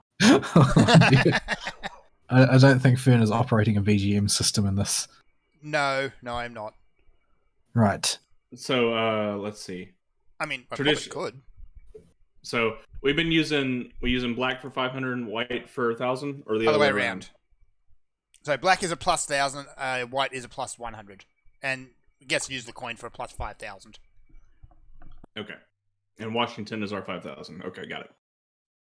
Yeah, we'll just go with that. Okay. So we have cards in the center stage. Your front line. Well, normally I'd say fighters, dancers in this case. Yeah. This is not so much a fight as it is one side is dancing at the other side who is being a dysfunctional mess. Gotta love Yes. those anime. It's what we do here in the underworld. It is. Yeah, I would have thought that the underworld would be down with the dance battle. Yeah. I mean, I think there is a chapter about that. I think there's like Netherworld dance-off at some point in one of the games. Almost certainly. It's just the sort of silliness you could expect. Alright, so cards in the center stage are your frontline fighters. Those are the ones that will do the actual fighting. Cards on the backstage are not actually in combat. They will support the cards in front of them if they have the abilities. Otherwise, they sit there and do nothing. Yeah, but you can freely rearrange them during your turn. Yeah, so if there's a big card on the front that you don't particularly want to have in danger but want to keep it out on the field, then you can move it to the back row if you so choose. You can move characters around as you see fit. Next up, now you've got your cards in the field, you can use abilities freely. There is no summon sickness. You don't have any actual abilities worth doing. I don't have any stock though, and there's no applicability to any of the abilities that I currently have that are triggered. Yeah, so it doesn't matter. Yeah. All right, moving on to the attack phase. Because of this is only the first turn, you can only do one direct attack. it, because otherwise you'd be able to pull a little bit too far ahead Yeah. under certain circumstances, which is not necessarily to your advantage to do. But well, technically so. speaking, there is a phase before the attack phase. There is, but you really can't do anything at this point either. So that is the climax phase, which we'll cover. Yeah. Well, you could do something there, but I could, so but bad there'd be idea. no point because it would be kind of a waste on a turn where you can only do one thing. Mm-hmm. So let's see. Both of these frontline characters only have one. Whoops. Yep, one only have soul one each, soul. which is So- that down. I have absolutely no way of pointing to it. It's down here. Right. So I will just attack with one then. Whee, that was fun. Okay, so The what's magical trigger? spinning Miku. All right, so a direct attack. Direct you will attack. because there's no one on the opposite side of the stage. You can attack the other player directly by just hitting them with whatever soul the card has +1 plus whatever happens in the next bit. Right. The trigger step. The trigger step. So you So draw do I have to- yourself a card. Oops. I drew the whole deck. Yep, one just click and drag. I'm trying to, but I'm not quick enough apparently. There you we go. All right, and you look up in the corner as to what you do. In this case, it's +1 soul because you got the fleur-de-lis up there. So So I he is take- swinging for 3. So we go. Yep. Uno. So you pull out cards 1, 2, Dos. and 3. You Tres. take your all 3 damage. If you draw a climax card, which is one of these sideways ones here, then you negate the damage. That just goes straight into your waiting room or the graveyard if you prefer. I'm gonna accidentally Yu-Gi-Oh term like 80% of the stuff. I mean, So- it's either Yu-Gi-Oh term or Magic term. It's whatever people are really used to. A lot of the stuff here, like there's keywords that Magic has that Weiss Wars does not have. Weiss Wars actually has very little in the way of actual keywords. For Yeah, example, the core rules are a little bit more Byzantine though. yes, yeah. For example, there is one card, I believe it was in the No Game Line Life one, has a very long explanation. But if you play that in a Magic deck, it will just say scry. Yeah. It's scry 1 and then have a ridiculous summon effect. I see the layout has a scry here. Which A one does? scry here thing. Like if you look at if you zoom out, you can see scry here is written in space behind your play zone. But it's way too far away for us to realistically use, so Yeah, Yeah, I'm way not I sure would why do it. that's there. is Yeah, I just nor am I. make sure Fern could see the card in the position it's going into in my hand, and I- then scry it and then take it out. I guess if you want to do that, you do have that extra But- back row. Yeah, or I just we'll figure it out. But All yeah, right. so So next, you attack. next There's no actual phase. combat to take place there. No. So in phase, anything happen with your dudes? Nope. Next up no, I we don't think have so. next up we have the encore phase, but there's nothing to encore, so that is end of turn. Arino Mhm. Tanu. I think Encore makes more sense for my deck. It The really rogue. does. Ari, Fern, you need to change those default settings. Yes. Well, at least I can read this one. Yeah, they're I had to kind of improvise a little bit to get the cards into the game because no one has really high quality scans and is willing to share. You can just mouse wheel when you are using your inspect, Yeah, and it makes it really, really big. which doesn't necessarily help, but sometimes it does. No. Yeah, but okay. So clock phase. I will clock. Yep, so I don't really want to do those, but I don't really. you actually have a Always. rather good hand. Spoilers. To getting technically speaking, on average, being the first one to level 1 is to your advantage. So there are times where you might not want to necessarily clock your opponent, but you've got to weigh that against the fact that that's how you build stock. The way this game works is as you take damage, you will clock up cards. Once you hit max 7 damage, you will level up, following the old anime trope of you beat on someone and they get stronger because reasons. In most cases, it's just reasons. Depending on the Oh, anime, this it is- could be power of friendship or whatever. In the case of Miku, it's I have no idea. In the case of Disgaea, it's I'm going to pull something out of my ass. It's pretty much how we do. All right. So how fat are you? That one has Okay. boobs. Yeah. So, we'll drop Flan. And we'll drop Etana. So, Power of Love. They don't have any relevant effects. So we go battle phase, declare attack with side attack with Power of Love. Okay. Love. Love.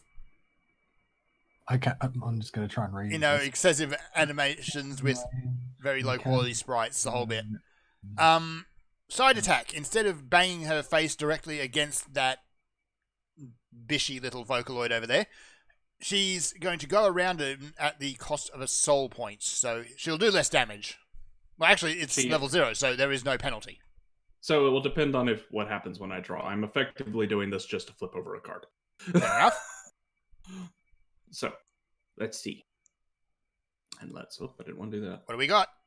Trigger is Wow. Climax. Okay. Brutal. So hitting for 2. Swing for 3. You hate no penalty for the side attack because it's level 0. Oh Oof. yeah. Yeah, it's Yeah. based on So, the penalty for your side attack is actually based on level, not on soul. Yeah, that's right. I forgot. I need to flip over 3. Yep. Are we at 3? Yep. 3 damage. 1. Oh, and there you go. So go to Climax. the waiting room. Yep, go straight to the waiting room. You stop drawing. That's it. No more damage for you. Yeah, stock cards are a resource you build up as you play. Every time you draw an attack and a trigger card, you get a stock. Okay. And now it is time for Etana to do her swing. But And she you- hits. Is it just me that's limited to 1 on the first turn? Yeah. Yes, It's only first turn. it's only that first Only turn. First turn. All right, because I count them as separate turns. So All right. All right, so Trigger. Etna is swinging for 1, 4. 3. Good grief. 4. Yeah, 1. No opposition. 2, 3, and 4. you have a climax area, you know that, right? Yeah, but he's using them all to go into the clock and into his stock. That's how climax cards work, isn't it? Right. So how many am I flipping? 4. 4. Okay. Let's see. Oh, hold on, that's not right. Ugh. 1 Oh, there you go. climax. So Also that no cancels all damage. damage.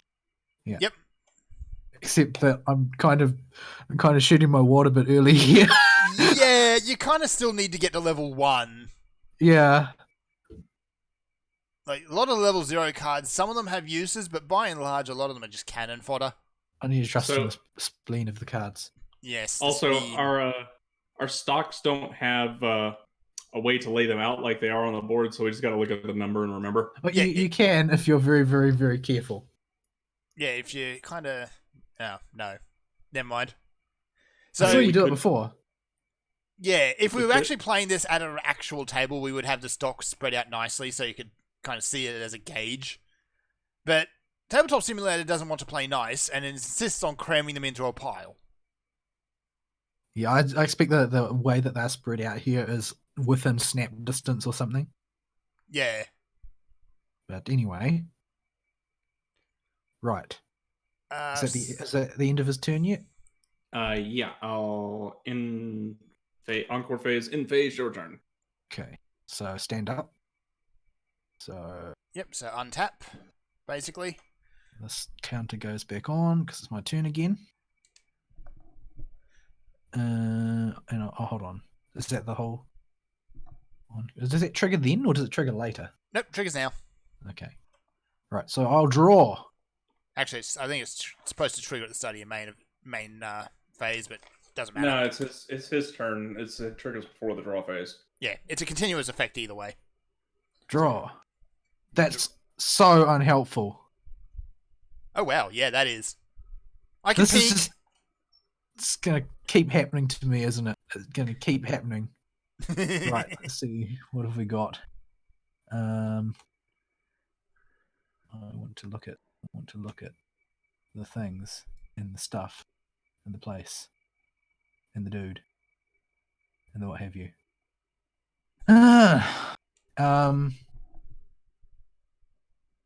Let's see. I don't really. Do I want to swing for the bleachers, or do I want to try and harass Etna? I mean, he is wide open on that side, or you could Yeah, take. I'm just dealing chip damage though. Really. Yeah. Actually, I need him to actually manage to hit me at some point, or I'm going to get stuck on level 1. So, yeah. Hold on. What else causes clock? It's just taking damage and refreshing your deck, right? Yes. Or any other cards that tell you to put stuff in your clock. Yeah, or special Right. effects. Okay. So, I guess we will. Have you clocked this turn? Well, this is why I asked you. Yeah, so it's you clock, you take damage, or special effects. Right. So I have to clock at the start of the turn. Yeah, you clock before you start playing cards. Right. Okay. Hold on. What phase is that one called? What phase is that part of? That is the clock phase. The Yes. Right. So place one of the cards from your hand into the clock area, and you can draw 2 cards. Yes. Right. Okay. Well, let's see. What do I need to get rid of? Something. One of the many things I can't use, probably. That one. Yeah, See, why do those stack alongside each other nicely? because whoever made this board did that nicely, but they obviously just gave up when it came to doing the stock. Right. Okay. Draw 2. Right. More Vocaloids. Well, yeah, more Vocaloids for sure. It's just still not quite as helpful as I would like. Okay. Put that one there. And that needs Plus Oh, 1,000. counter. for my turn. And I might as well just recklessly swing away and keep the game going, because, I mean, if I start dying, then maybe I'll be able to actually play something. So we'll start with a direct attack from Miku. Swinging for... let's see. 2+. Hold on. I just want to read the cards a bit, because I've got this sodding right-click box in the middle of my screen. I can't see what I'm looking at. Professionalism.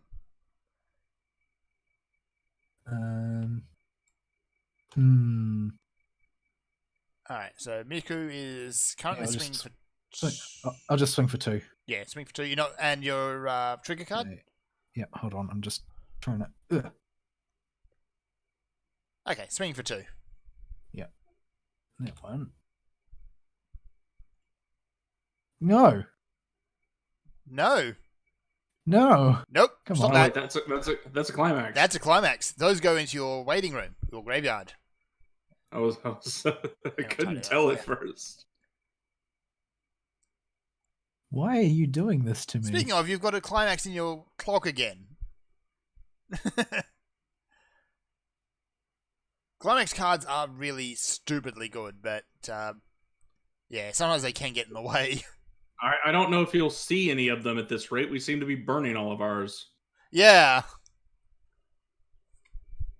Right. Okay, so did that resolve? Done with that now? That one now? That one's done. Okay.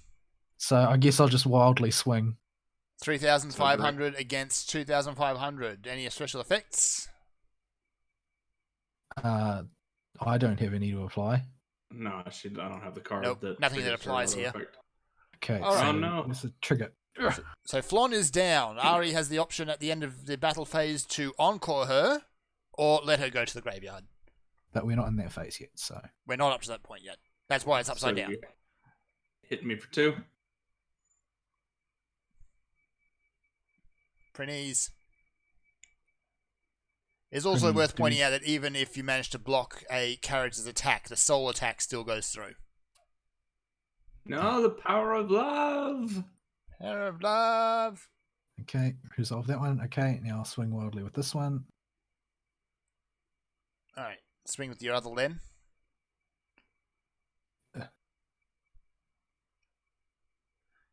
Alright, Etna has absolutely nothing she can do about that. Okay. Let's see. And more nothing. So swinging for 1. Wow! And now you level up. I do. All right, so this pick is- 1 and put it in your level area, and the rest go into your graveyard. Waiting room. Yep. So we'll take no. Shenanigans are going to happen because, tabletop simulator. There we go. All right. Get in there. Now, because it No. actually becomes relevant, color of your level card also matters. So you've got a red card in there, so you can either use, you can only use level 1 red cards until you get a, what's your other color? Blue, I believe. Green, I think. If Yeah. it's in the clock or in the level area, that's the color that you can use above level 0. That's right. As long as it's in there, you can use it. Otherwise, you can't, unless it's a level 0. All All right. right. So that's your in phase. I'm just trying to remember if there's anything that I haven't done. There's not. Okay. You're done. You're all good. Okay, I'm done. Okay, my guys go to the graveyard. And I lose these counters for the duration of your turn. Because Len is cannon fodder. All right. Arena turn. Draw. Oh, well, crap. Forgot to flip it around first. Let's weeb it up. I mean, we're already playing White Schwartz, my dude. I mean, yeah, you can't get much more weeb than that. Yeah, we're at sort of top wave at this point. Turn the light on in here. I can't read anything.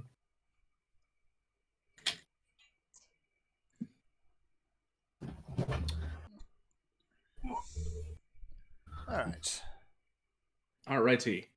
I will clock by dropping any of you actually. You're maybe useful. Well, you're at level 1, so those cards are all now useful. Yeah. I think I will clock. I don't want to clock that, but I really don't have a choice.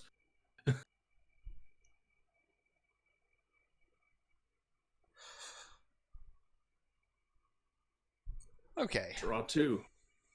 Okay. So, what do you do? Nothing. That's a stick.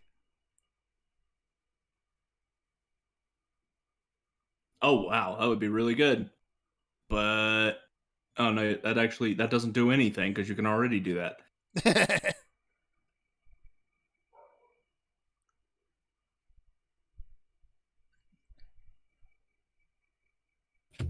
Oh, okay. So you're Aloha Snack Bar. Got it. I mean, considering what you're playing, just giving that description, Vol now knows what card you've just pulled. Yeah, you pretty much gave away the game there, mate. Yep. So I will pay 1 to summon my Overlord Laharl over here. Resident Overlord Laharl. He is, for level 1, he is a very big stick. Was he elected? Ah. I don't think so. And then I will summon 2 of his female Laharls. Because you can never have enough Lahals, apparently. No. And Now, She has when- bigger tracts of land than Etna does. That isn't hard. And then, for the backup chariot support, I will summon Valzi. See, this is what happens when you can't get to level 1 and can't play anything. You have to toss away all of your powerful cards. And then, I summon Flat-Chested Etna. What's her Yeah. actual name? What about Overlord's Vassal. what other kind of Etna is there? They're all flat-chested Etnas. And so, All Now- right. it's time for the Rule 63 beatdown. That's mean. That is... Why would you do this? All right. You, Booby Laharl, is attacking that one. That Lynn. What were the circumstances of this in the story? Reasons? It's Laharl. He doesn't need a reason. He just does things. That's kind of his thing. So, they mean the boobies. Yeah. Something, too much love in the underworld causes weird things to happen. It's like an allergy. Yeah. It causes you to grow boobs.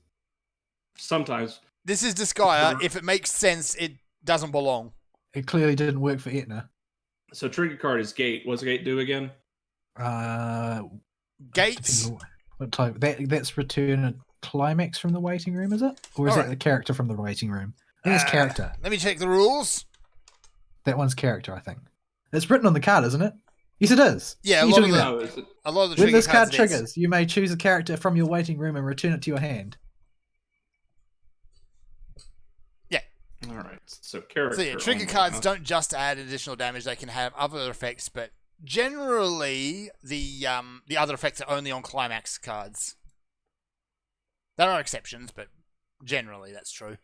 Well, it's more common for them to be on climax cards than other types of cards, but there are plenty of other cards that have Yeah, special effects. it used to be a very rare exception, but not so much anymore. So I will get back Respearl and Sapphire. And you're being swung at for... There's 2 boobies, but only 1 soul. So 1 damage. 1 damage. Okay, so I. Whoa, You actually took a damage. I took a damage. Huzzah! Clock. Unfortunately, I kind of wanted that card. Too bad. You have to wait for it to clock Alright. out. All right. And now. Other boobies will attack for 1 plus. I think she's blank. Blank. So 1. Okay. Oh, sodding right click menu. Incidentally, Girdle Hull is the shiny card they include with the trial deck. I actually got it right here. Not that you can see because I don't have a webcam. No. It is indeed very shiny. Oh, why is that in my clock? That doesn't go there. It goes over here. Was it supposed to be in your clock? No, the that was my Trigger. my trigger card. What's this one sitting over here then? That's your trigger card. That one goes in the clock. Oh, okay, so one of them was in the clock. One of them was supposed to go. One was supposed to be in the clock. Okay, We call that cheating, sir. doesn't. It's the same card. All right, and then this guy at 1 Laharl swings to squish that one for what's he at? He's at 1 plus nothing. I don't think. Yep, just one. No. Not that it makes much of a difference, really. Yeah, level 1 and 0 cards tend to stick with only 1 soul. Okay. Although there are a few level 2s with level 1 cards. Oh my too. goodness. Oops, that's good. Clock. What did you just do? I took the damage. But not enough. No, I did, number 1, I didn't take enough damage. Number 2, all the cards that I can play at level 0 are now either in my clock or in my waiting room. So Yep.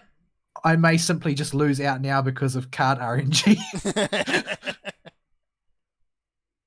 All right. Encore phase. I don't have anything that triggers. Do you? Did you want to try and encore anything, Vol? They'll just die next turn. That's all. Yeah, I they can't. will. I can't meaningfully kill anybody. Probably. No, it would be way too much work to actually kill somebody. I probably could if I really put my back into it, but it wouldn't be worth the effort. Probably. On the other hand, maybe I should just because I have to do something. No. You get to level 2 really fast. I'm just gonna die. I'll just let things play out. It's not like there's any point in trying to read into this too much when neither of us can remember much about how to play. Or what our cards do, because we Yeah. didn't build the decks. Yeah. These are just pre-built trial decks, yes. These are actually Right. the decks you will buy if you buy them from the shop. Not that you can get any of them anymore. No, neither of these decks you can. What? What now? We over? In turn. My turn? In phase. Your turn. Okay.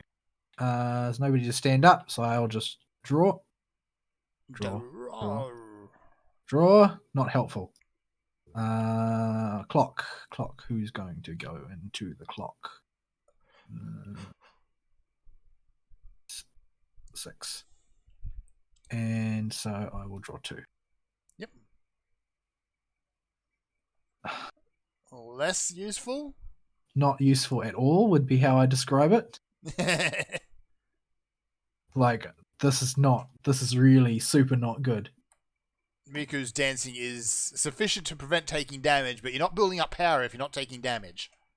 Yeah, well, it's mostly his fault. Because he's hitting like a wet noodle. Yeah, well, don't give him any ideas. I'm trying to work out what I can do when I just can't play anything because everything ended up flushing out of my deck from taking damage. And anything you throw out's probably going to blow up next turn. Yeah, I'm just trying to work out if it's worth like trying to poke a little bit of extra damage out there or not. Because I mean, it'll go through if it's like it'll go through if I do a direct attack and just sacrifice it. But then it's not really getting me anywhere. That's the problem. If anything, it's giving him power for nothing. Yeah, it's not really accomplishing anything. But the thing is, if I let him just swing for the fences, he can play a climax card and push me to like level 3, and then we'll be in trouble. Yeah, you might have a issue then. Yeah, it's probably not like just FYI. I know that it's probably a bad idea to think out loud when your opponent can hear you.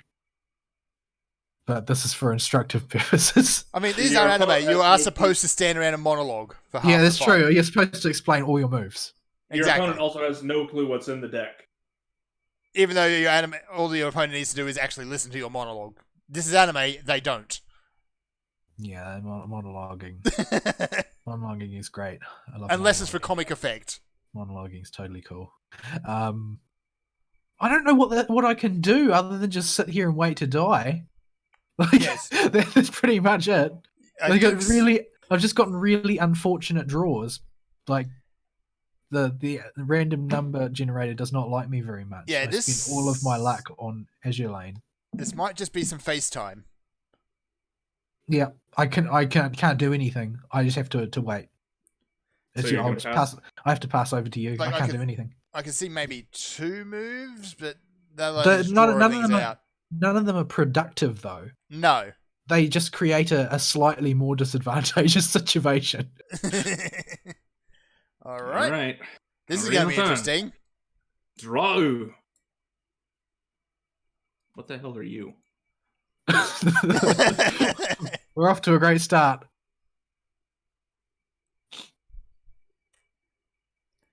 Okay. I'm not sure what you two are doing. Choose a card. Hang on. Okay, yep, there you go. I thought everything had just broken for a moment. No, I'm reading. Okay, clock. Prinnies! He exploded. Hello? Aloha snack bar. Draw me cards.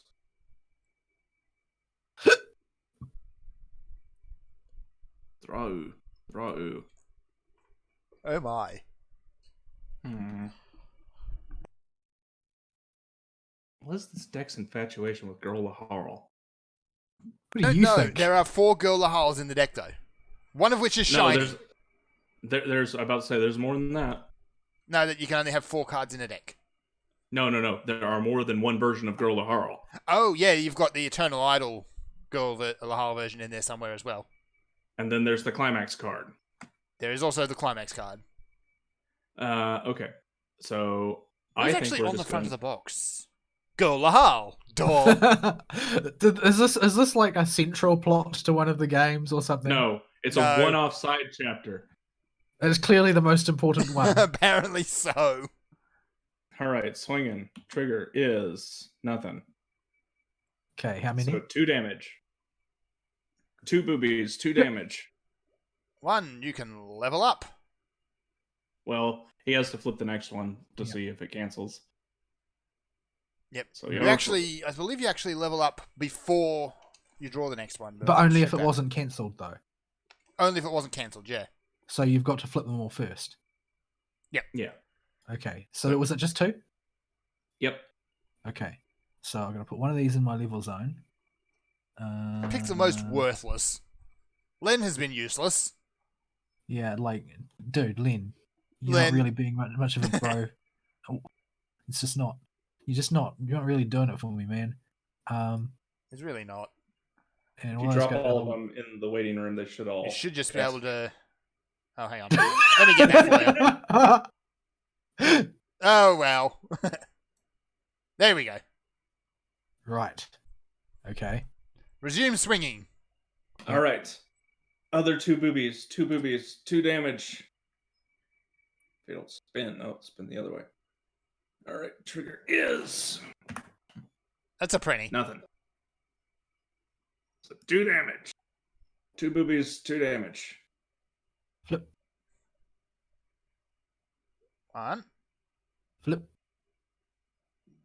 See, now that you've gone up the level, this is where you want to start cancelling. Yeah, but I already cancelled everything that could be cancelled. It's too late now. It's all over. All right. Overlord Meteor Fist. Trigger is nothing. Nothing. Nothing. So that's swinging for 2. Eins. Whoops. Oop, no, that is not how deck works. Zwei. Okay. All right. Well, that Incoming. hurt. I'm behind in deck presence, I'm behind in clock, everything is terrible forever. But it's more or less what I expected given my abysmal starting hand, which gave me nothing to work with. Your turn. Alright, so don't have anything to stand up. Draw 1. And I can't see. Well, I mean, technically speaking, I put it on the stage, that's true. Yeah, at least you've got some options now. I need to do something though. So Alright, does that make you do anything? um Okay, It's it's is there any point in putting that on the stage, or is that just gonna cause trouble? Probably cause trouble. Yeah, let's just play everything. yeah. Just fill up those gaps That's- because you don't want to take another hit like that. Okay, so I've got stuff on the field now. Now I just need to read what it says. I was more concerned about those 3 empty slots than I was about anything else. You got non-core 1 character.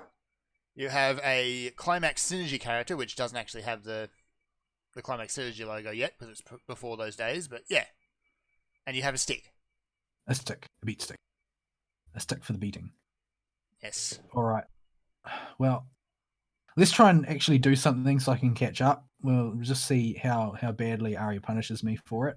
But what color beads are we using? Because these have all got benefits from Weekender. Yeah. And Pansy. Oh, So, you know, I should have actually pulled you up on this, by the way. You've done What? something seriously wrong. what? What's this?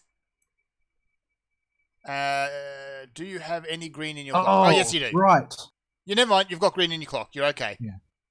Okay. Yeah, at least one of us should have picked that up at some point. I was more concerned about all the empty space in the field, so. Yeah. That now my train of thought has been White, thoroughly white's derailed. You were going to do a black thing is that was 1,000. potentially more Okay. powerful or So- punishable. These all have 500. plus 500 on them. And I will play a climax. Which one's a climax? I can't actually read the Yep, that's labels it. from here. Wait. Isn't it only choose one of your music characters to get 500? Is it? It is. So you can pay the other 2 stock. No. No, Read the it's card properly, please. Support all. Oh, okay. There's tiny Yeah, itty bitty And text it's got the above it. standard support. So you. Oh. So it's Okay. those two. Yeah, that's better. Okay, and you can steroid one for. I can additional steroid the 500. extra one if I want to pay for it. Okay. I couldn't see the itty bitty text above. Yeah, it's not itty bitty on the actual card. They're all No. written in the same font. I don't know why they decided to make one really big and squish one up. To be fair, on the actual card, it's equally itty bitty. All right. But okay. So Vol has basically just thrown out a big old cannon. Yeah, I don't know why. Why did I put it in that order on the field? Oh, anyway. So this one has got plus 3,000 for the time being. 1, 2, 3, Yep. and they all have plus 2 soul. So, I guess it's the attack phase, unless I'm forgetting something. Nope. Okay. So rotate. I'll start here. Whoops, no, Whee. that's too many. I'll start with that one. All right, so we've got a 5 versus a 600. 6,000 rather. Yeah, I ain't got anything to stop that. So Girl Lahara will get Okay, upside down. I'll do trigger. Oof. I can't read that from here. I think it's 1. It's 1. So 4. No! No! I glued them together. And I don't know how to make it stop. Put them down on the table. Who would do this? Okay, 1, 2. I'm just going to trust whatever you're doing because I was very distracted by what my cards were doing. 3. What have you done to your Why did you- stock? Why did you put that in the memory area? It snapped over there. I was trying to. Okay. So 4 damage. So let's see. That goes in the Come clock. on. I'm trying to, but it's not behaving. At this point, you might as well just dump them in there as a lump. You got the number there.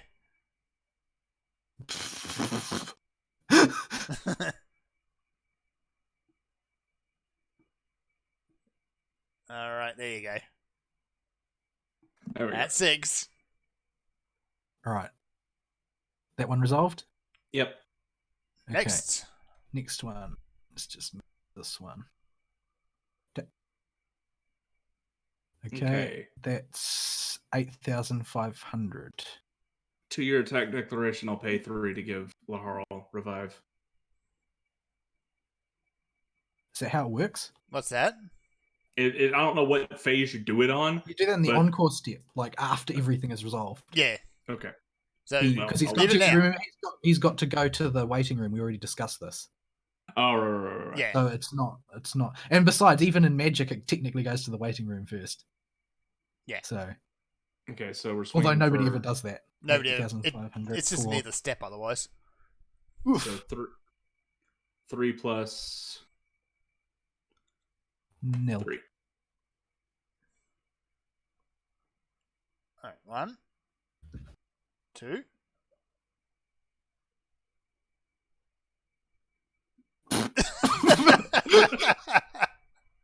Oh no. Just got terribly wrong. This is way more fun as a physics game than this is a card game. Imagine trying to play D&D with this.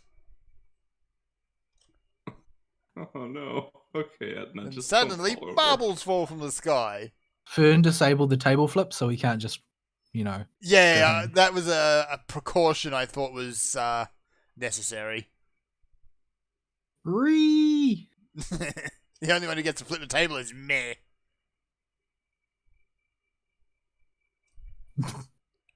It seems very strange that sometimes it just refuses to snap. Yeah, it's very strange about things.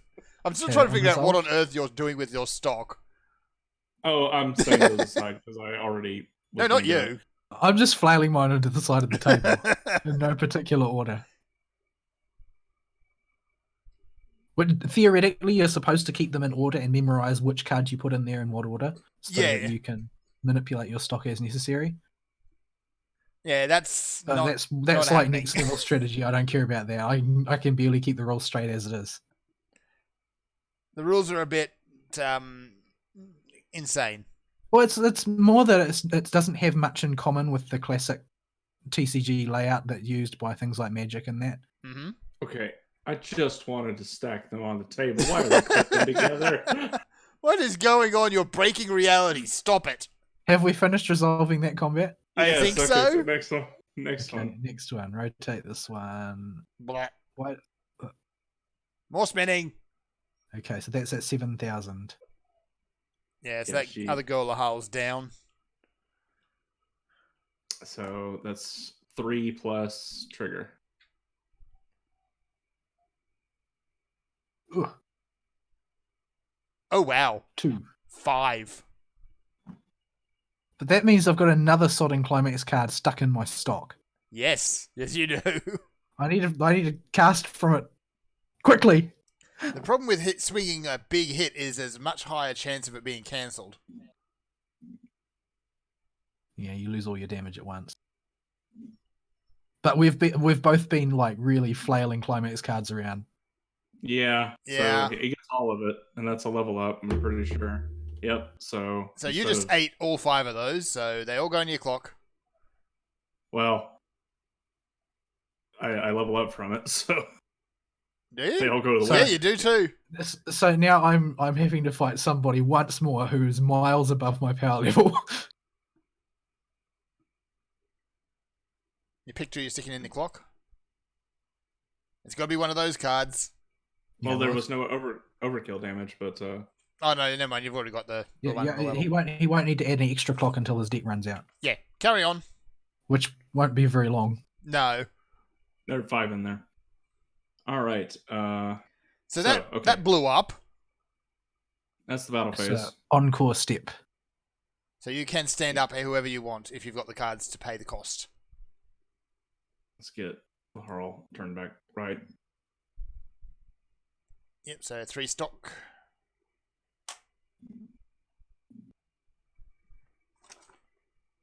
Hold on a moment. There is an uncanny amount of booby lahal going on. There is, and I don't know why.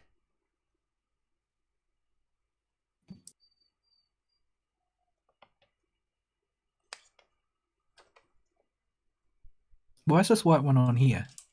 I don't know. I didn't put it there.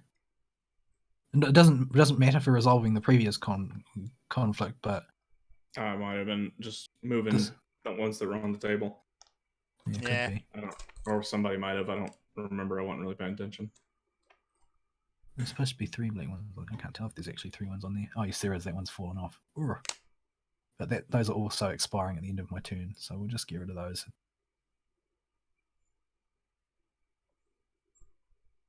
All right. So Encore paid 3 to revive him, and I'm going to put these guys in the graveyard. Dang it! Graveyard is not very cooperative. No. Physics nonsense. All right. So Right, Ari's turn. After that walloping. yeah, So remember, once you hit level 4, you dead. mm-hmm. So arena This turn. one's the PSO2 Miku. Ooh. Draw. Ooh. Miku used to do concerts in PSO2. Oh yeah, she did too. She was like an in-game NPC. Yeah, you could go Yeah, around at there- certain times of the day and find her dancing on stage. What does this do? I've got to. I don't know. I can't see it. I don't know, what are you doing? Oop. If I inspect your card, I just see the card back in really low resolution. Yes. Yep. It's not that... Well, okay, it's kind of bad resolution. It's extraordinarily bad. It's like 90s Xerox.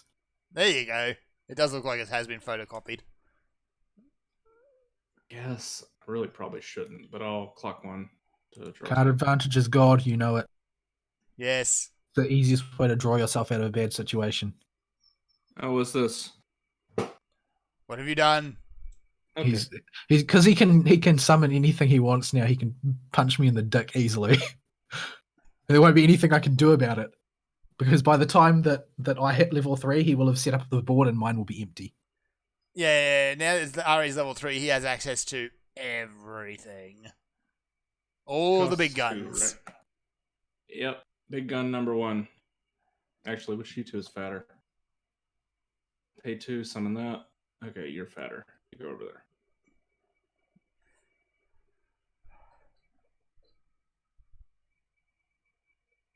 Oh, wow. That's an interesting effect.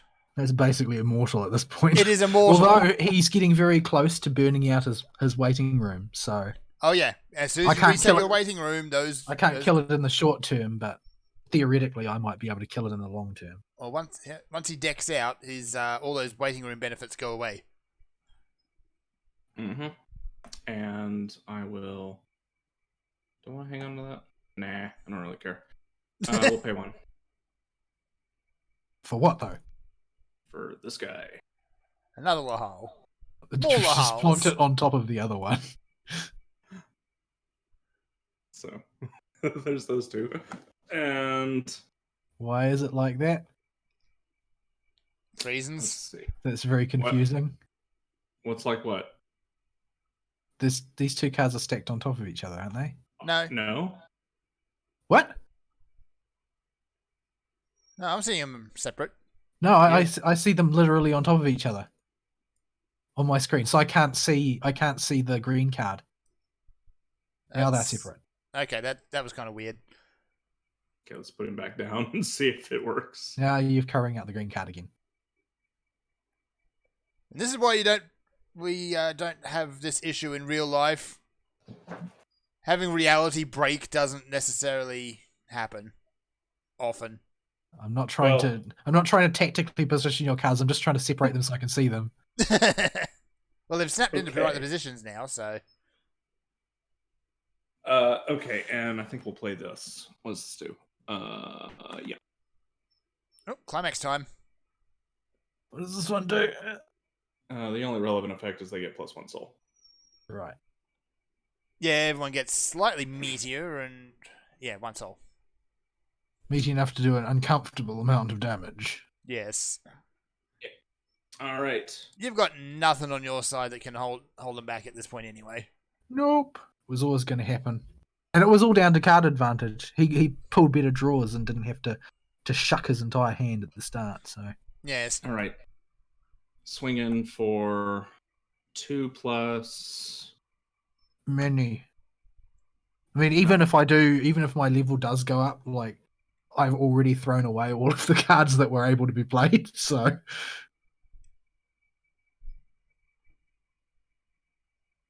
So swing in for 2+0. okay. 1 clock. 2 clock. Level up. Cancel. Cancel. It was 2+0. Did you put 3 in there? Oh, I did put 3. Sorry. I don't know why I thought you did 3. So I'll level up, and that one goes back. Alright, so you still level up. Right. Yeah, I'll do the move I was going to do anyway. But it will be canceled. But it will be canceled next turn. Yes, no Hey, it metagaming. went in. Hooray! It actually went in. Yay! All right. So the move I was going to do is this one after that. And it will trigger 4 because I still have to flip it. I don't think that's anything. No. Nope, does nothing. And yeah. That goes blip. Because what I really needed was to lose more climax cards. But I guess it's going to get flushed back into the deck soon. Is Ari running out of deck? Your deck is just about over. Ari is That just means- run out of deck, but so he needs to refresh. Before you do anything else, you have to refresh the deck. Yeah. it's- So There's 2 things that you have to stop everything else before you do it. One's leveling up, the other is refreshing the deck.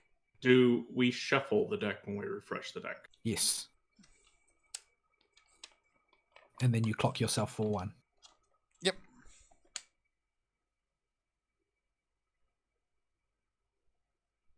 Okay. And then Sapphire and Rosalind will bop you. Thought we And they're did that swinging one. for. No, they were Okay. last. I was doing them last on purpose. They're swinging for 3 plus nothing. 3. 3. Just 3. Clock 1. 2. Clock 3. Alright. That's turn. Yep. Alright. End of turn. So these ones This- go on. Vol could potentially win this turn. Whoops. Well, it depends on how lucky I am. Because he's still got 4 cards in hand, and I don't know what they are. So Yeah. You got Blackrock Shooter still in your climax, by the way. oh, haven't used Yep, that one for a while. that's gonna go back away. And all your let's see. dudes go to the waiting room, don't they? Yeah. Well, I've got an encore ability. I'm just trying to decide if it's worth actually using it. Oh, okay. Discard a character. Yeah, I'm just trying to work out if it's worth keeping her there. Like like I'm working out what utility I can get out of her. I don't want to lose don't want to lose her just yet, because she's the only thing with any meat on it that can plausibly be on the field. So what is it? Discard from hand to the waiting room. Okay, so I'll discard this one, and then put her back in rest mode. Yep. Right, and the other two. Don't forget to get the damage counters. I'll get that for you. Right. Okay. Is that it? Okay. Drahu, if you haven't already. Stand up phase first. Then draw phase. That's not how. Draw. Well, that's not really what I was hoping for. I might as well clock since the game is getting toward the end. What am I going to clock with though? That's the question. I don't know if I necessarily want to. No matter what I do, I'm gonna regret it.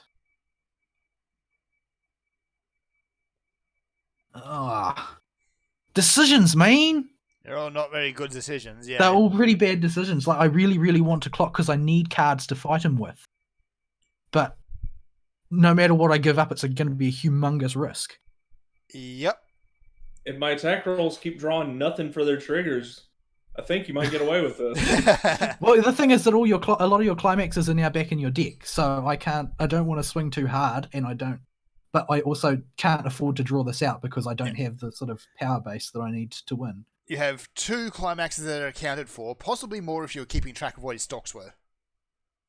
I haven't been. That's too much work.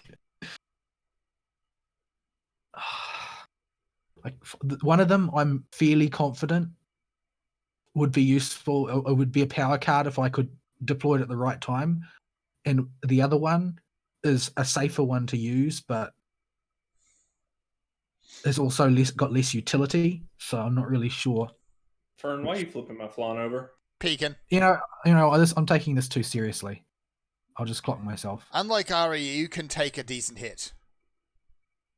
Well, late game, not so much. Yeah, a really big hit you can't. There's way too much chance that he's going to be able to get a climax back at the right time. So yeah.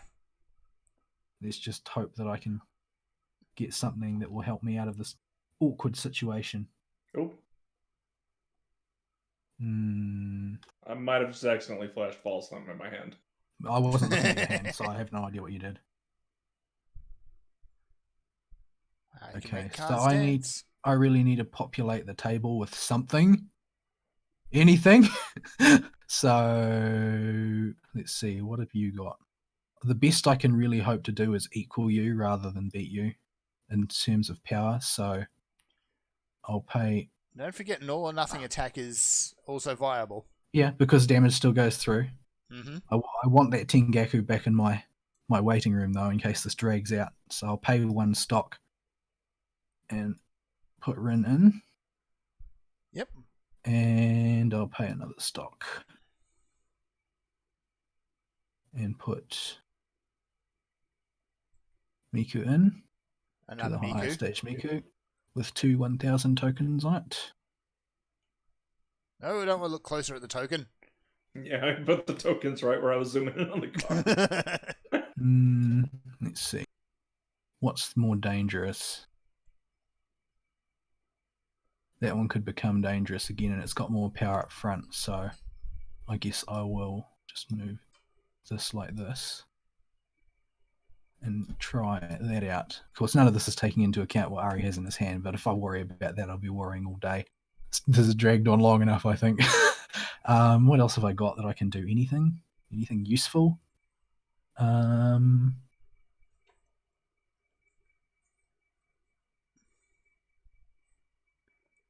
don't know if that's actually helpful. This is not really what I was hoping for, to be quite honest. But as needs must. The thing is, do I do the big gamble or not? That's the question. Yeah. Can you move your hand, Ari? Oh. Because it was just over a critical part of the battlefield. This is actually a fairly common situation for Weiss Schwarz where you could potentially end the game with a big all-out attack. But I think then that you I run the can risk of cancelling survive unless I'm really unlucky, and I am. it. Yes, you but are. Since it could go either way, so I think that I will assume that I'm going to have to fight another turn, that I won't die the next time Ari attacks me if I can't kill him this turn. So I'll just go all in and try and I'll play a climax for one Other soul. side. Right.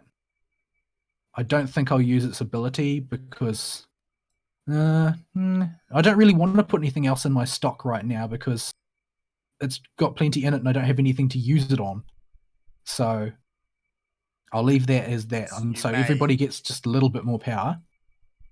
Yep. You know, to hedge against at least some shenanigans, although, you know, it's impossible to hedge against Prinny shenanigans because they're Prinnies. But, okay, let's just start resolving attacks now. All right, go for it. Start with Rin at 8,500. Yep. But Flip it. And it adds an extra soul. So how many soul you hitting me for? 1, 2, swing for 3. Yep, Nope. negated. Oh, see, this is what I was worried about. Okay, and that one, you know, only the most powerful card in the deck goes in the stock. Ouch. Yeah. Next one. No. Okay, that one's 8,000. And flip it. Nothing. So, So All 2. right, swing for 2. oh, it's Prinny. That's a pretty. That's a net now. And you got to eat it. Don't eat a pretty. Eating pretties is a bad idea. Yeah, That's a good way to get. that's gross, bro. Dude. Okay, that one resolved. Yep. Okay, and let's attack with this one for however much that is, 1,100. Yeah, that's a big And meat. last card. So I have to refresh. No extra. So swing for Pick 2. this up, flip it. I love the way you shuffle in this game. You just wave it around. I've got to clock myself for 1.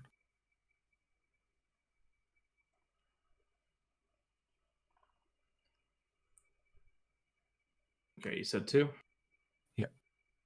Take 2. All right. So 1 more damage and Ari loses. Yeah, I need to just hang on one more turn somehow.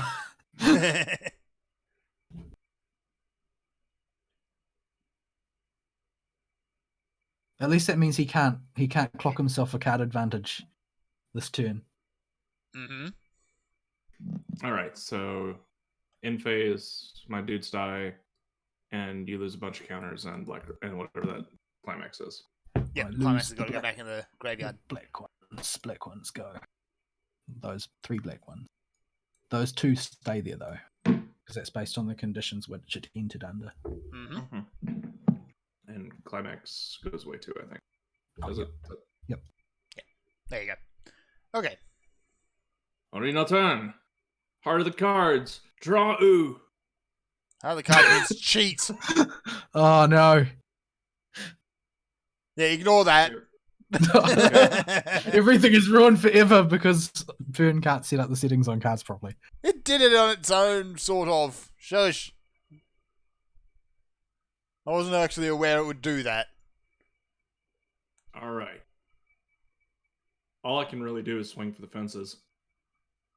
Yeah, well, I mean, this is how it's supposed to go. Like the 2 protagonists in the shonen action battle are both, you know, on their last legs, and they've got to basically swing wildly with all their most powerful shots. Yeah, And ignoring somebody's the fact going to come out on top. Ignoring the fact that one is singing and the other one is nonsensing. Well, I mean, Don't think I about really- it too much. I don't really have a good defense. Okay. Oh, against nonsense. Yeah, against nonsense.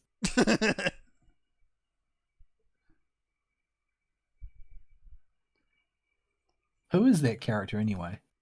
Artina? Volcanus. Oh, is it called Volcanus in that one? Yeah. Yeah. The question, she's Artina. She's Salvatore's old girlfriend. From back when he was still walking the human world. That an awkward situation? Yes. Mostly because she refuses to acknowledge that she's Artina. Badly. The entire game. Naturally badly. I'm not that girl that you knew back when you were walking the human world. No, Walking I didn't the get human hired by world as like a human or as a vampire?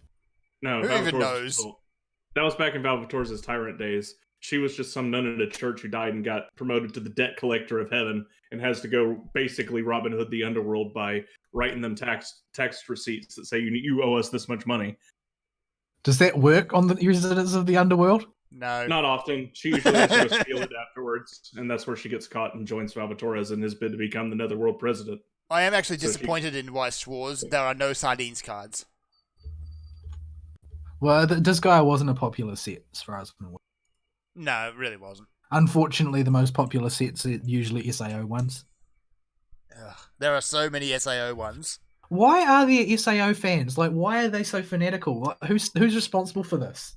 You should actually see the Weiss Schwarz Attack on Titan set. Like, you've got everyone who's kind of evenly spread across the colors, except for green.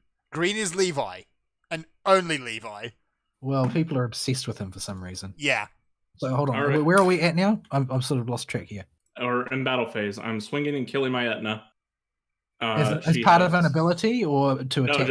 just direct attack, not side. Okay, so attacking. we're in the combat phase. Okay. Yeah, Okay. I'm just going full retard and trying to hit you with everything I got. There's soul on that climax, right? What Yep. else is on the climax? Returning a just- red card to the stock. Yeah, but I don't have the card Okay, or the so ability. did you to. get anything? That's 0, so you're swinging for 2. Yep. 2. Clock 1. Clock 2. Level up. All right, Ah! Bowsy, Hold honey. on, I'm just trying to get something to put in my sodding. Ah! Ah! How do I detach something? You got to pick up the one above it. Yeah. Okay, They move as a pile, otherwise. A very, Okay. very bad pile. just stick those in there. I can't read that, but it's too late to worry about it. So I'll stick that one in there. Good Okay. grief. Okay, I'm not going to put it on the screen, but there's a Mao card, which is ridiculous. Oh fuck, Mal.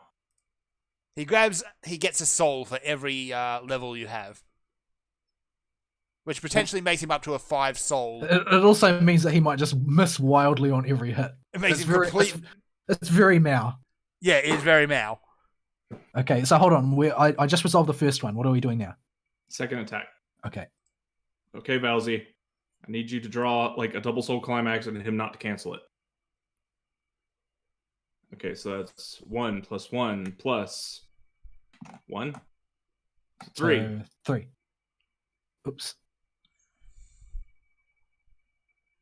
Okay, climax. I think that is pretty close to GG, but we'll see. It's gonna be interesting. Well, you can resign or we can play it out. I don't mind. We'll play it out. I'm not getting cocky. It just sounds an awful lot like I am. Oh, wait. You don't die. You just get tapped. So you'll attack for 2 + 1 is 3 plus nothing. God, this deck has no triggers. So what are we at? It really doesn't. It's you usually don't get lots of triggers. Like it's not a common strategy to try and stack up lots of triggers because it's too dangerous. Is it safer to chip your opponent down? Clock 1. Clock 2. Clock 3. All right. Turn into Hold on, those ones don't get reversed, do they? It's just that one. The color wheel. This one gets reversed. There And are at least 3 climaxes in that deck. It is theoretically possible they are all back to back. It is quite possible. okay, so I don't think I'll. You know what? I'll save her. I've got all this stock and I can't use it. I don't think I have anything that costs too much. Or maybe I do.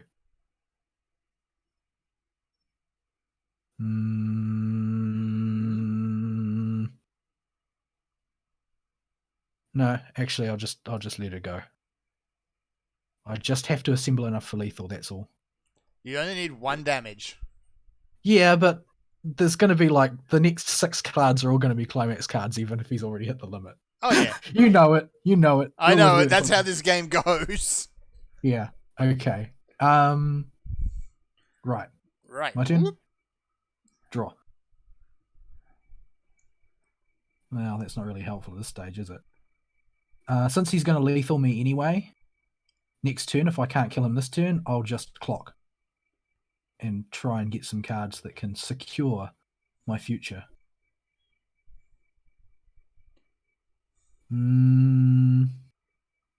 Well, I mean, it's thuggish, but I do need to have as many cards on the field as I can get, even if it's thuggish. You have to break through. I will pay. Why did that not flip? Come on. Reasons. Go. I'll put Len in there. So I now have a field that is full. And I guess I will move through to the combat phase, starting with the direct attack. Okay. Okay, direct attack, +1 soul. Yep. And the trigger. Ugh, Oh, jeez. oh, no. Oh, no. Here we go. Here we go. 1. Nah, there it goes. So that's 1 cancelled. That's Why 1. do I never get those at a time that it's actually helpful? I guess it did work for me earlier in the game, didn't it? It did. You hit him really hard in the face. Okay, direct attack with this one then. And we'll trigger... No! Why? This is very anime. Except I feel like the villain. Yeah, the villain just cannot get the hit. 3. Come on! Come on! Yes! That's Yes! Harry out. Yes! Fern, flip the table. In a moment. See, this is the thing that I like about this game structurally, is that I was totally behind the 8 ball for the early part of the game because things were just not going my way. But then, later in the game, everything came together. The decks refreshed late in the game and they played out in my favor rather than in his for the second part of the game. So yeah, that's the fun. No, why would you do that? Enjoy. That's the fun of Weiss Schwarz, I think, is that sort of the back and forth. Like, as a result, it is decried by a lot of people as too RNG focused because it's so swingy, but I think that that's half the fun because there's still a lot of tactics involved and that you can go very deep with it, especially if you really memorize what cards are where. But you're never really out. Not until the very last minute. Mm-hmm. Unless you're Why would you put this in my hand? Because he stuck it in my hand. I've accidentally made the card so big it doesn't actually go anywhere. It just fixes something and snaps to it. Oh, it seems, Vol, that you actually played Blackrock Shooter. No! I need to draw 2 more cards. No, I didn't. In fact, I purposefully played Tengaku earlier. No, Odds and Ends rather than Blackrock Shooter because I was holding that Blackrock Shooter for a long time, but I knew that if I used it, it would push my soul too high. My soul and my attacks too high. Yeah, there were way too many climax cards unaccounted for at that point. Yeah, I only used the Blackrock Shooter that I used earlier because I knew that it was going to come out to my advantage on character versus character battles because I didn't want to lose my front line. I considered it to be a risk and it paid off. because you actually took one of those big hits. It was hilarious listening to you go through all this big strategy. I've got a bunch of level 1s and level 0s sitting in my hand. Well, the thing is that those can punch way above their weight if they're used at the right time, because the soul on most cards, there are only a few cards that have 2 or 3 soul. The vast majority of them only have 1. Yeah. Only the really high level ones have more than that. You recall that level 1 we had on the game before the show is, you could not get rid of that card. Fat Lucy kept doing stuff. That's because you kept reviving her. She had the cheapest encore cost, which said, she can just stand back up again. She was basically there just to stop a direct attack. Yeah, I'm sure that was completely inscrutable to anybody who actually didn't fall asleep during that. But yeah, that's Weiss Schwarz. It's nonsense. Yeah, but it doesn't have lands, and you can't get mana screwed. Yeah, like when you get mana screwed in Magic, that's pretty much it. You can't rally later in the game unless the opponent manages to cock up humongously. You yourself by not putting the right colors into your clock, or not attacking. I totally played that deck wrong because 2 reasons. Number 1, there is single card synergy across that entire Disgaea deck that I had no clue what I was looking for. Oh yeah, Etna and Prinnies all day. What are you supposed to do? Like, because I don't know what's in that deck either. And it's supposed to go really fast and hit with the level 1s, but it also has no level 3s from what I saw. Let me see. I've actually got the deck makeup here. Oh, there's a second trial deck too, which is it's male Lahal, not girl Lahal. Let me see. Level 3s. Nope. Not 1. So oh wait, yeah, there's 1. There's usually 1 to 2 in a trial deck. Yeah, that's Son of Previous Overlord Hull. Yeah, my only level 3 didn't come out. I think there's only 1. Is there 2? Oh no, there's 2 copies of Miku Original in the deck. If it's the same as the one that I'm holding in my hand here, but they ended up in the stock, so I couldn't use them. There's lots of alternate artwork as well. Like, my version of the deck does not match that version of the deck because trial deck cards often have different art to the booster pack cards. Yes. So when you've got a lot of both, like I do for Project Diva, you can mix and match them so that you've got lots of different artwork in your deck, even if you've got multiples of the same card.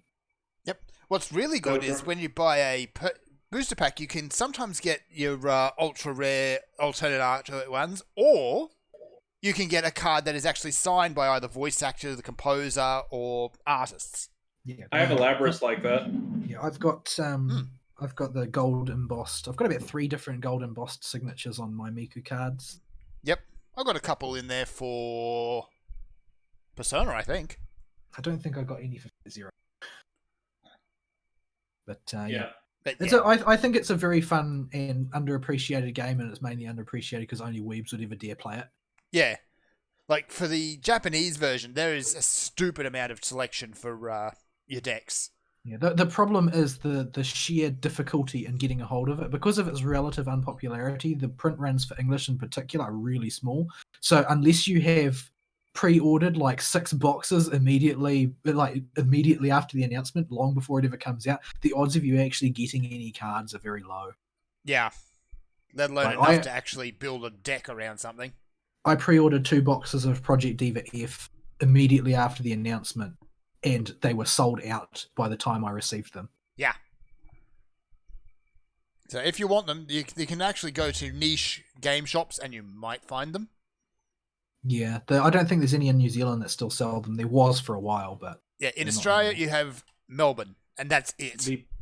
The biggest game hobby shop in my area sold them briefly, and you had to go in-store to get them. Right. They didn't even put them on their website. Didn't bother. That is a level 2 printy. Yeah, I think that's a shame because, like, number one, you can apply it mechanically to anything. There's not really any reason why not. And number 2, it's novel compared to other things. Yeah. But you can actually still get some of them on NZ Game Shop. Actually, it's just that they're all for stuff I don't care about, except for the Heaven's Feel ones, which I'm not going to buy because I'll only be disappointed. Yeah, I think like the latest English packs, there's They're very Sword Art expensive to Online. buy because of them being imported, though. Yeah, like it's to do with Sword Art Online. I think there's a oh geez, I can't even remember half of them. There is one for Slime Time coming up. It's actually cheaper to, if I recall correctly, it's actually cheaper to import them yourself than it is to actually buy from somebody else who has imported them a lot of the time, Yeah. unless they've just got old stock that has been hanging around and they're trying to get rid of it, like a hobby shop would have. Yeah. Anyway, we should wrap up the show because we're way over time now. Yeah, Yep. yeah. Well, it was going to happen. It was going to happen. I'm sure we'll get lots of complaints about Serethus about how bad we are, like he always seems to. Well, generally he's got a point. We're being awful Well, yeah, whatever we but- are playing. But the reason is usually that we're doing something we're totally unaccustomed to. Instead of If we were- faffing about with a physics engine. Yeah, like, I mean, if we were playing something we're actually good at, well, then it wouldn't be that interesting, would it? Because it wouldn't be a complete clown fiesta. Exactly. I just want to point out, I bodied Fern in checkers. It wasn't even close. I wasn't really even paying attention, so meh. I don't even understand most of the rules to checkers. It ain't hard. I know, but I've never actually stopped to learn them. Like, I know They're- that you can jump thing, but there's a Yeah. whole bunch of other rules as well. It depends on The only- how home brew you want to get. The only other rule is when you get to the other end of the board, you king your piece and it can go backwards and forwards. But, Anyway. I remember I played against my grandfather once when I was small, and he did a whole bunch of stuff that everybody watching thought was totally reasonable. I didn't understand what it was. Oh, he probably double jumped and crap. I did that to Fern too. Yeah, you can do double jump. Anyway, wrap us out. All right, folks. We will see y'all next. Well, me and Fern will see you next week. We may do some show finagling because Fall's got Wooflu season going on with his work schedule. So we may wrap it to fit him if we can. But we'll just have to see how that goes during the week. Yeah. And we will see y'all then. Sayonara. Bye-bye.